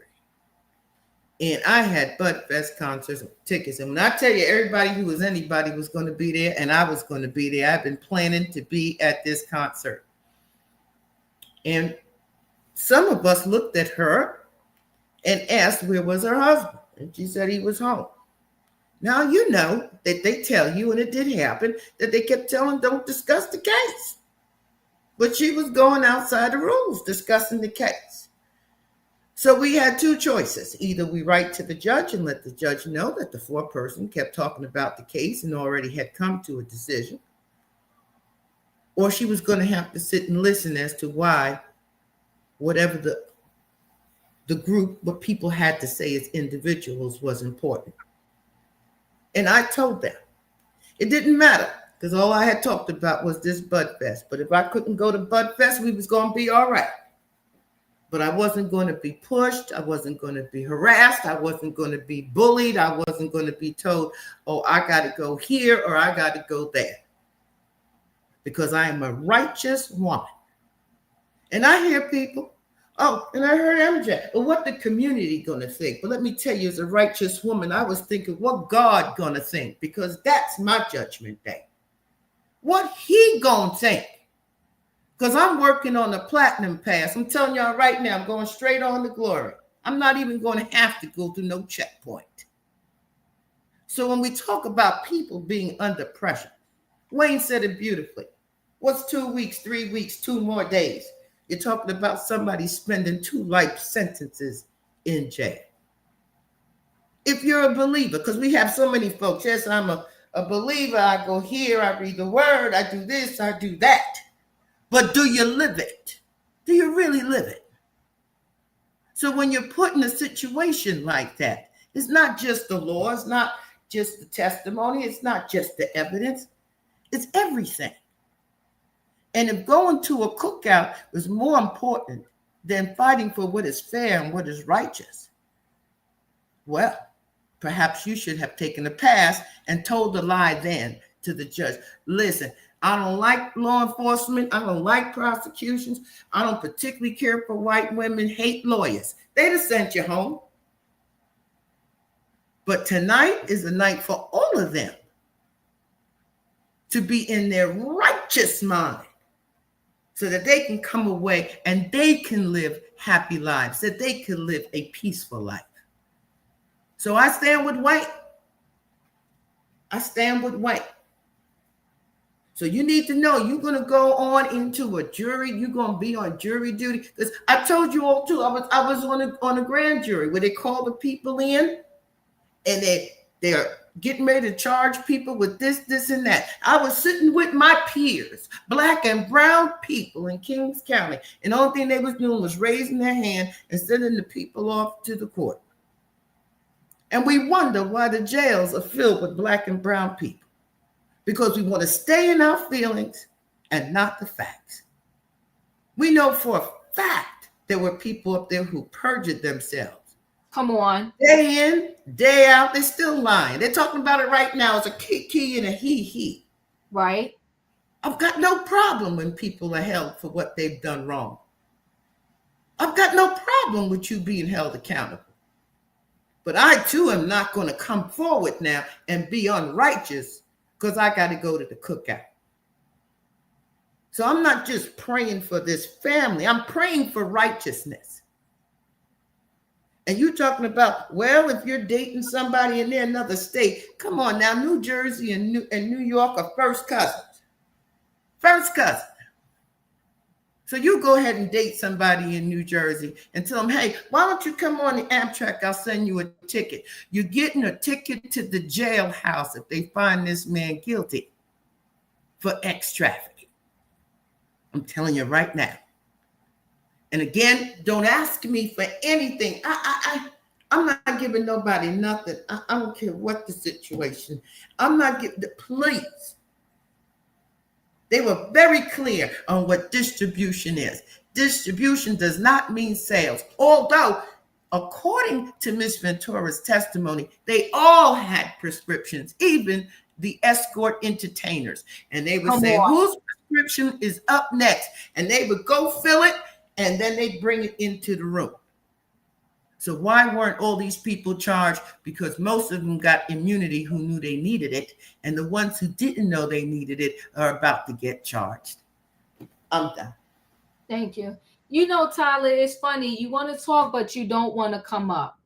It's interesting, right? So hold up. If a man forced your daughter to have sex with S workers without a protection, would you tell your daughter you need more evidence? Would you want to see the tape? See, Tyler, you really don't want to talk, because if you wanted to talk, you would click the link. Let's talk about how my daughter can come to me so I could do a second mortgage on my home to stop the S tape. And I go and get it. And I never talked to her about why that tape even happened. What are you doing? Let's get you out of this situation. I go, and to get a second mortgage, you got to do a whole lot of paperwork, some credit check, all of that type of stuff. I do all of that freely. And I give her the $20K. And I transfer it to this man to stop a S tape from coming out on you. But I don't snatch you up out of this situation and use some money to do that. And then on top of that, if you follow the case, after that, Diddy was allowed with her at her mother's house. So if we're going to talk, we got to really talk. You got the parents who are okay with the situation because everybody want to be blinded by money. You want to tell me they were so righteous? And this is me saying this as respectfully as I can.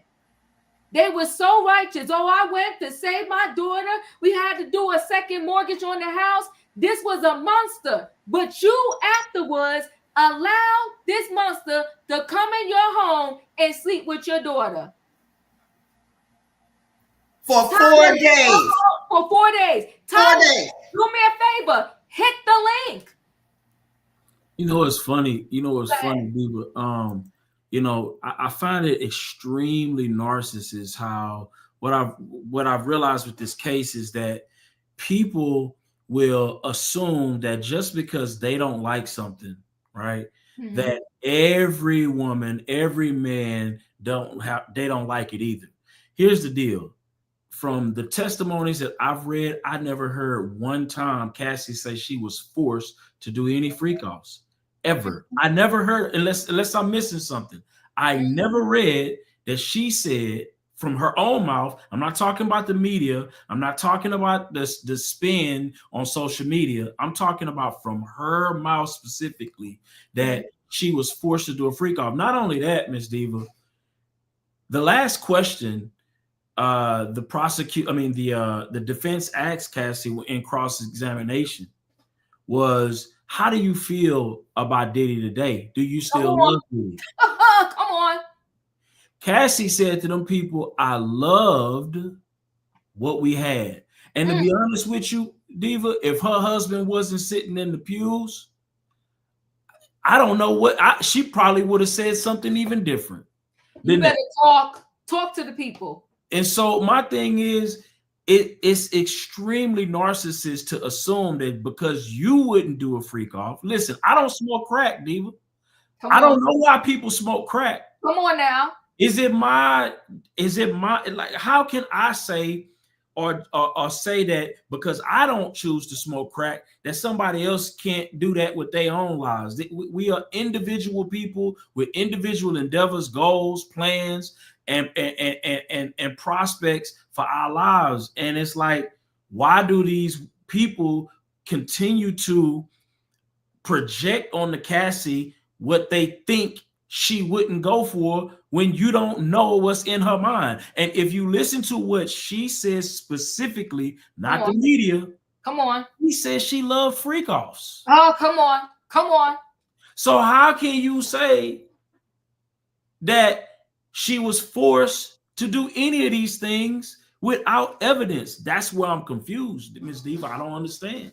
I'm you talking to me. So let me add this. He had the alias Frank Black, or right? Frank Black, or whatever the case may be.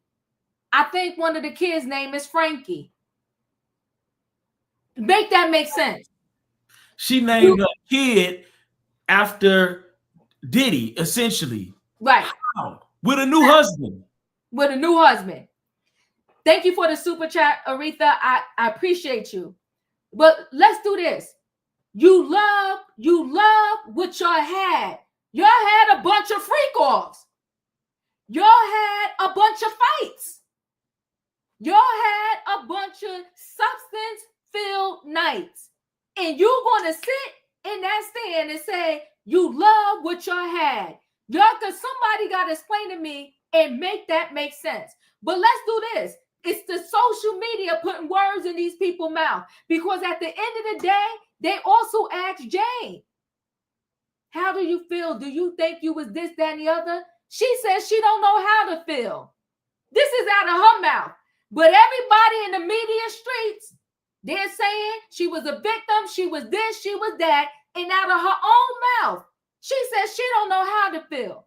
And she was another one that at the end of the day said she still loved Diddy.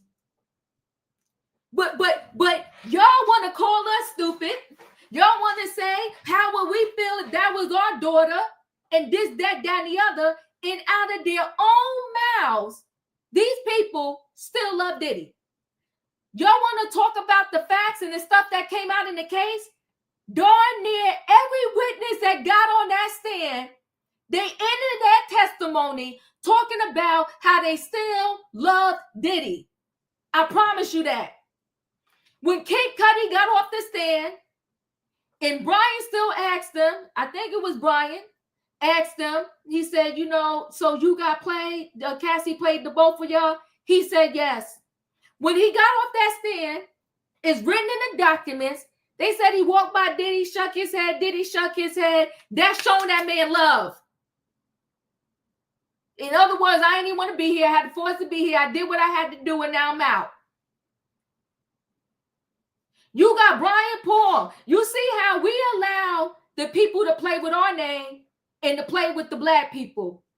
But Brendan Paul Paul got up on that stand and he let y'all know more than once, don't call me no drug mill. I was the assistant. Period. So it's interesting to me how we will allow people to play with our name all day long. But when it comes to others, they let you know you ain't about to trip on me. You ain't about to have in these streets every time somebody Google my name that I was Diddy's drug mill. He said I was doing my job. I'm nobody's drug mill. You know, it's funny, and I mentioned it in the chat about the black male boogeyman archetype. I think in America, you know, we're fascinated with the black male boogeyman archetype. And a lot of times when and even black folks have accepted this, and it's sad to me, but we will create the black boogeyman in a minute. And I'm telling you, white folks, they relish in the opportunity a lot of times to publicly lynch a successful black man. They relish in that. And if we give sanction to them by creating this black boogeyman archetype on our own. We do it to ourselves. Our music, you know, you listen to a lot of our rap music, a lot of the things that we promote, we've accepted this black male archetype in this country because I think it's in a lot of ways have kept us safe. Because, you know, when we kind of publicly share ourselves as degenerate in this country, we're rewarded for it, you know. And I think we have to figure out a way to change that, because when we do the slightest thing, white folks don't mind ripping us a complete humanity, and they will publicly lynch us with no hesitation. I don't care how small the crime was. I don't care. Kyle Rittenhouse is walking around free as a bird, and he literally caught 2 bodies live on camera, but we trying to send Diddy away for life. Imagine that. Lord, you better talk to the people. See, now you're talking. Live on camera. Now you're talking. He was never called a monster. And literally, they are villainizing 1,000 bottles of baby oil and some Astroglide.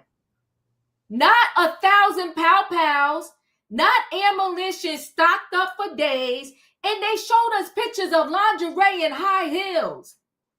But the wild part is that everybody ran with that, and they run with the title, he's a monster, he's disgusting, he's nasty.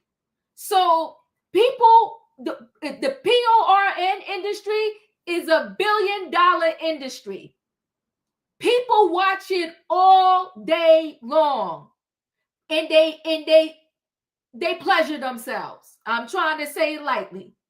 But the fact that this man was seeing people do it live and he was pleasuring himself, the people are losing his mind. Oh my God, he's so disgusting. When you in your house, watching it on the screen and playing with yourself, forgive me, what's the difference? Can we talk here? So he saw it live, and everybody would act like he is the most disgusting thing walking on the face of the earth. Preach. But like I told y'all, there's people that have been doing swinger parties for centuries. What do you think they do when they see those swinger parties? Are they all going in the private room and doing it? No, these people are literally watching other people get it in, and sometimes they join in and it becomes threesomes. Like, that's why I never got distracted by the nonsense.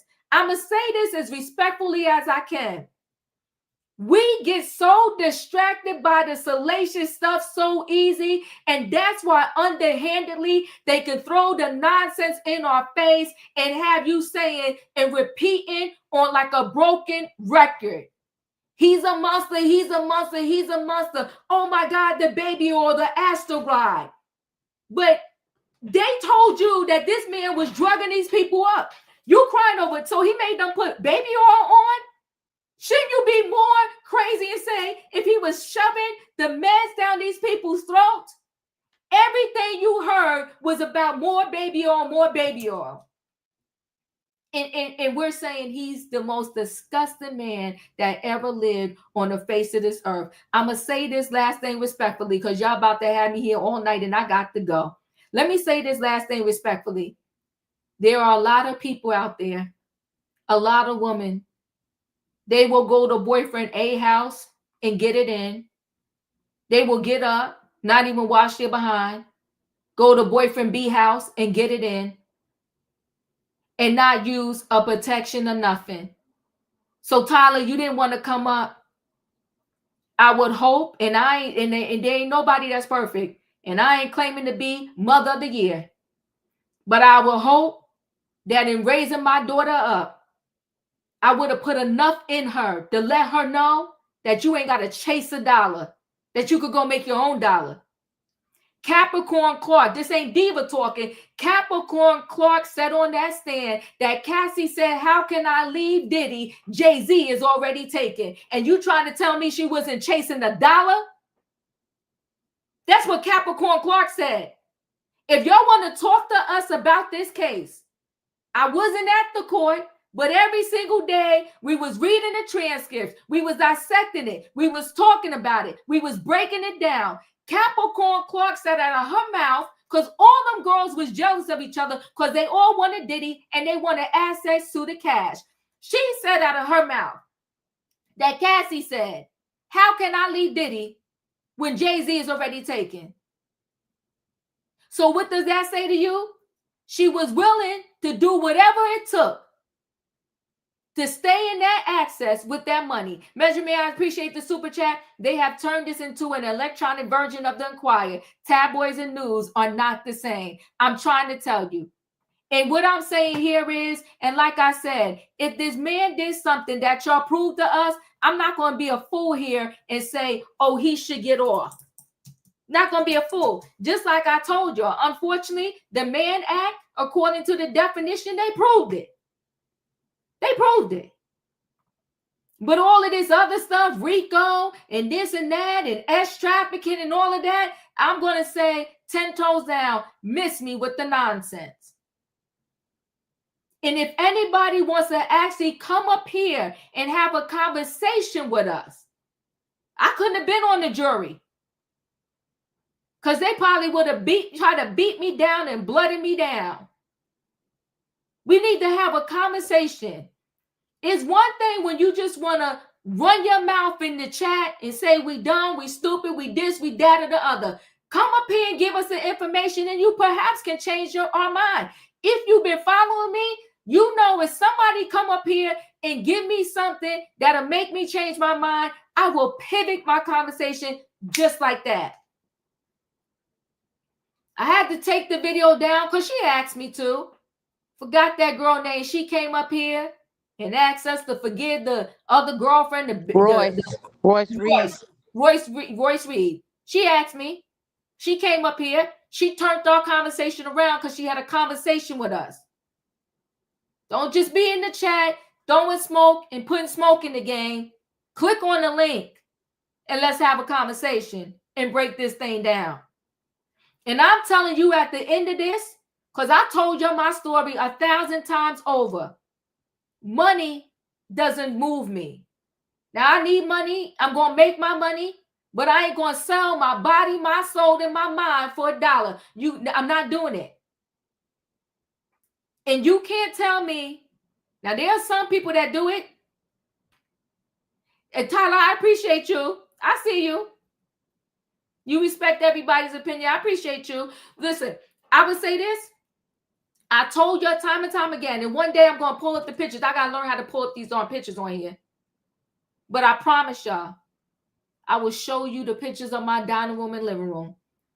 And people will come through, oh, you could go here and buy. Why don't you go to the Goodwill? Because I didn't want to. I didn't need it. I don't need a piece of furniture, a pocketbook, an earring, a sweater, a red bottom, a bag, a shoe. And what we got to start doing is raising our kids up with something in them. So they're not going and they're searching externally for things that they think they need. There was more reasons why Cassie stayed. And I'm of the mindset that he didn't force none of them to stay. He was so violent, and yes, we saw the violence, we saw the DV, but he was so extremely violent. He was going to release tapes, but every time you turned around, she dated Michael B. Jordan, she dated Kid Cudi, she had another boyfriend. How do you have all of these boyfriends that are still alive that didn't testify that they saw your S tapes? But yet you could not leave because he forced and coerced you and kept shoving the substances down your throat. Then in that testimony, they said that Diddy actually told one of the dealers, stop selling the Cassie. What, y'all, I can't do this no more, y'all. I got to go. I can't. This whole thing is foolery. This man literally told the man that want to keep control of her, that's the best way to keep control, is to have her needing it. He literally said to one of the dealers, stop selling the Cassie. Laverne, I'm about to bring you up. I don't know if you want your camera on. How you doing? Do you want to talk? Can you hear me? I can hear you now. Okay. Well, I've been following you since like day one, Diva, for like years. I remember when I think you were on like Sherelle's channel, and I was like, I really like this woman. I really like the way she thinks, the way she articulates herself. And I was like, when you start your own channel, I was like, yes, I'm going to subscribe immediately. So I've been with you since day one. But I have to say, with all love and with all respect and with all kindness, that you kind of have been, not kind of, you have been definitely biased. I know you're going to say you haven't been. You're going to say I haven't been watching, but I have been watching every single day.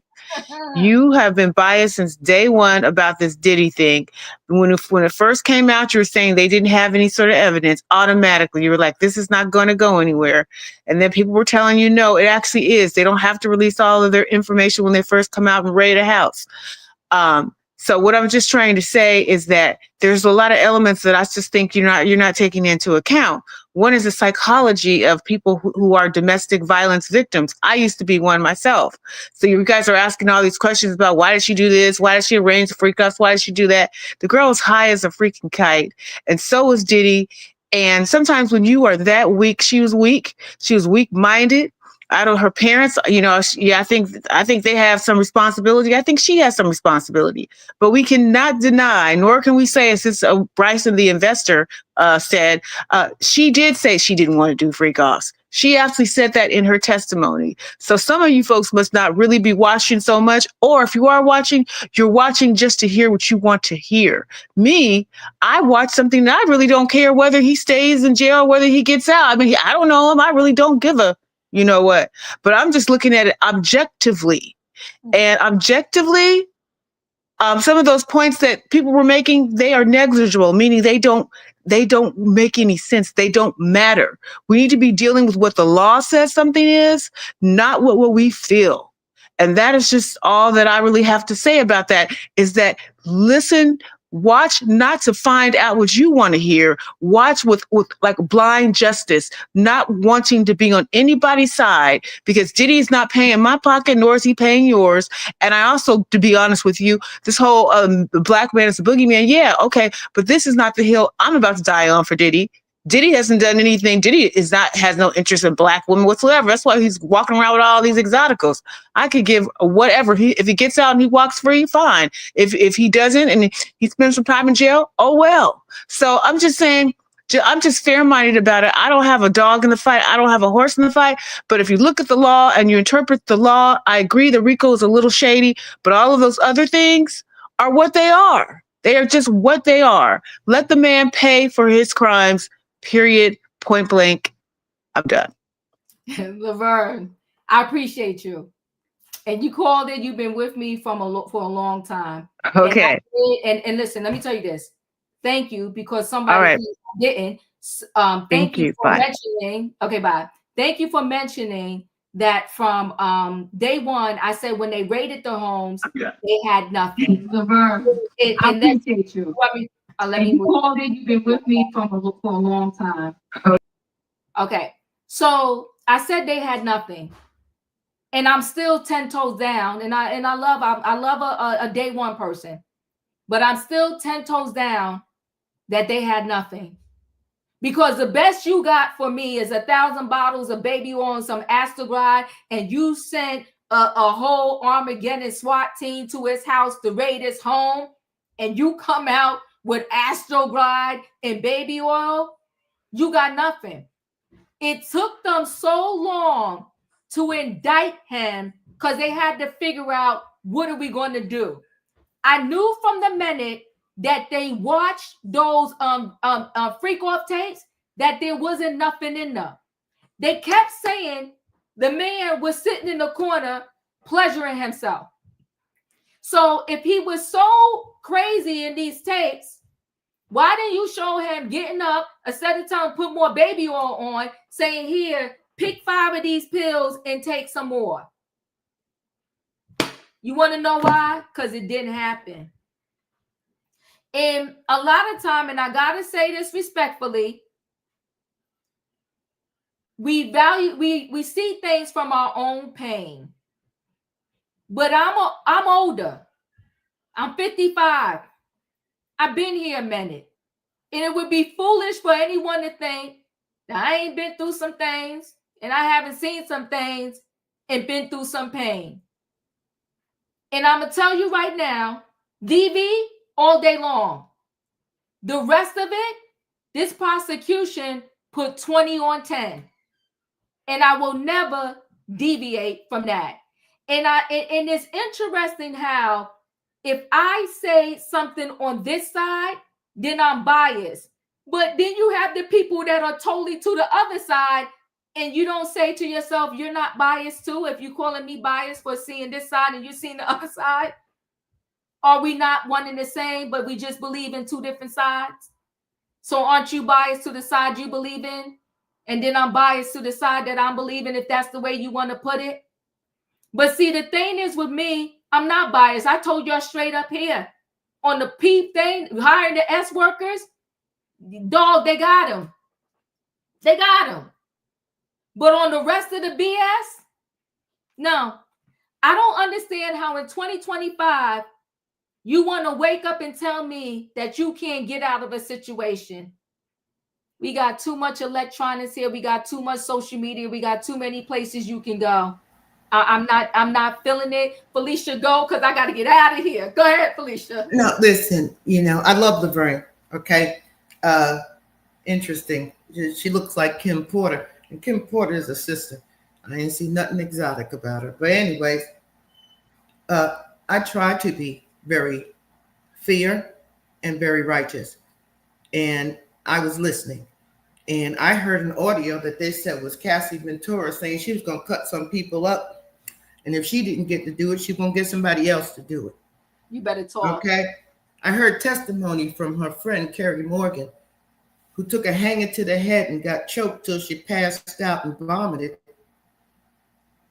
That her friend Cassie met her at a pizza parlor a couple of days later. She came with a non-disclosure agreement and $30,000. And after Carrie signed it, she told Carrie, you over-exaggerated. So that's what I remember. So if that's me being biased, then damn it, I'm biased. Okay, but she was vulnerable. She was this, she was that. Yeah, her mama got out there on the street and said she was going to go ahead and fight Mr. Combs, beat him down. Yes, yes, yes.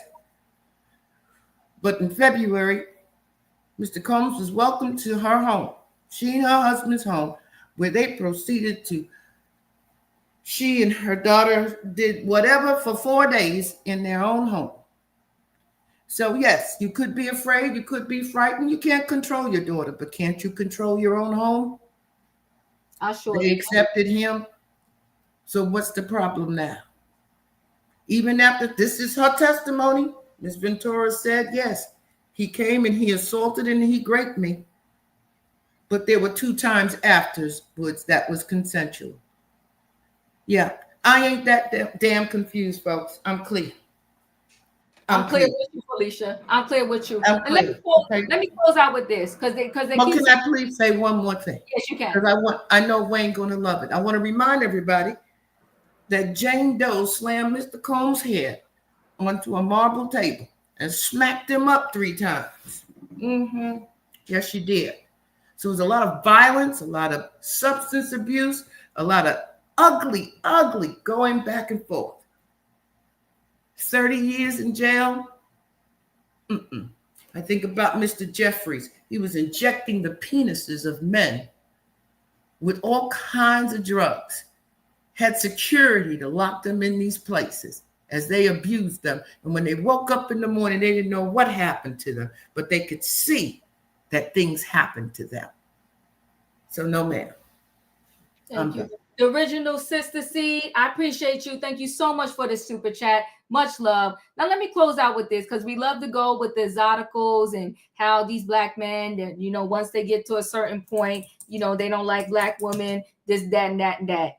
It's interesting because I'm so embedded in this thing. I do need a break. That's why I can't wait to, till the verdict comes, right? But let me tell you what my analysis was. It's interesting. Kim Porter, Cassie asked one time, why isn't Kim Porter doing the freak offs? Kim Porter was always on the Thanksgiving, the Christmas, the this, the that vacation. And Cassie wanted to know on a regular basis why she couldn't be Kim Porter. Kim Porter, she looked like Diva. She got brown skin like Diva. She's not exotical, so to speak, right? It's interesting. What's her name? Carisha? She brown skin like Diva. She not exotical, so to speak. What y'all want to say? She was getting $300K a month. Jane Doe was emotional because she was only getting $10K. So you could say what you want, but he liked his chocolate sisters and he seemed to treat them a little bit differently than he did the exoticals. Croatia out of her own mouth said she was getting $300K allowance a month. And poor Jane Doe was crying over her $10K. Listen, y'all don't want to go deep with me in this Diddy case because I have read, I have analyzed, I have thought about it, and I see what's going on. And all I can say to the black man out there, be careful, tread lightly, because y'all go through a lot already as is. And now it's simple as doing something that a gentleman may think they're going to do for their date. It may cost you big time. If I get jealous now and say, you know, I'm mad because I didn't like the way it go down, or we did something and now you don't want me no more, and then you flew me in from Florida, good luck. Because you got a lot of bruised people out there who are relating to the Cassies in the Jane Doe. And I say at any given time, they were free to leave. And let me tell you something too about Jane. If somebody did what she's claiming Diddy did to her, I'm not taking your money. I'm not. I will be on Section 8 with a monthly stipend from the government first. But I'd be damned if every month me and my kid is going to live off of my abuser's money. I'll take a pass on that. Anyway, guys, I appreciate y'all. Y'all got me in mad overtime. I can't even do those other two stories. We'll push it off to another night. Anyway, y'all know the routine. If you ain't hit that like button on the way in, hit the like button on the way out. And if you want to talk to the Diva, y'all know what y'all do. Feel free to click the link and we're going to have a conversation. And like I said, I haven't said it in a long time. Catch the train. Don't catch feelings, because I don't. When I end this live, I'm off to my regular life until I have to pick it up again. I love y'all. Thanks for being here. Good night and goodbye, everybody.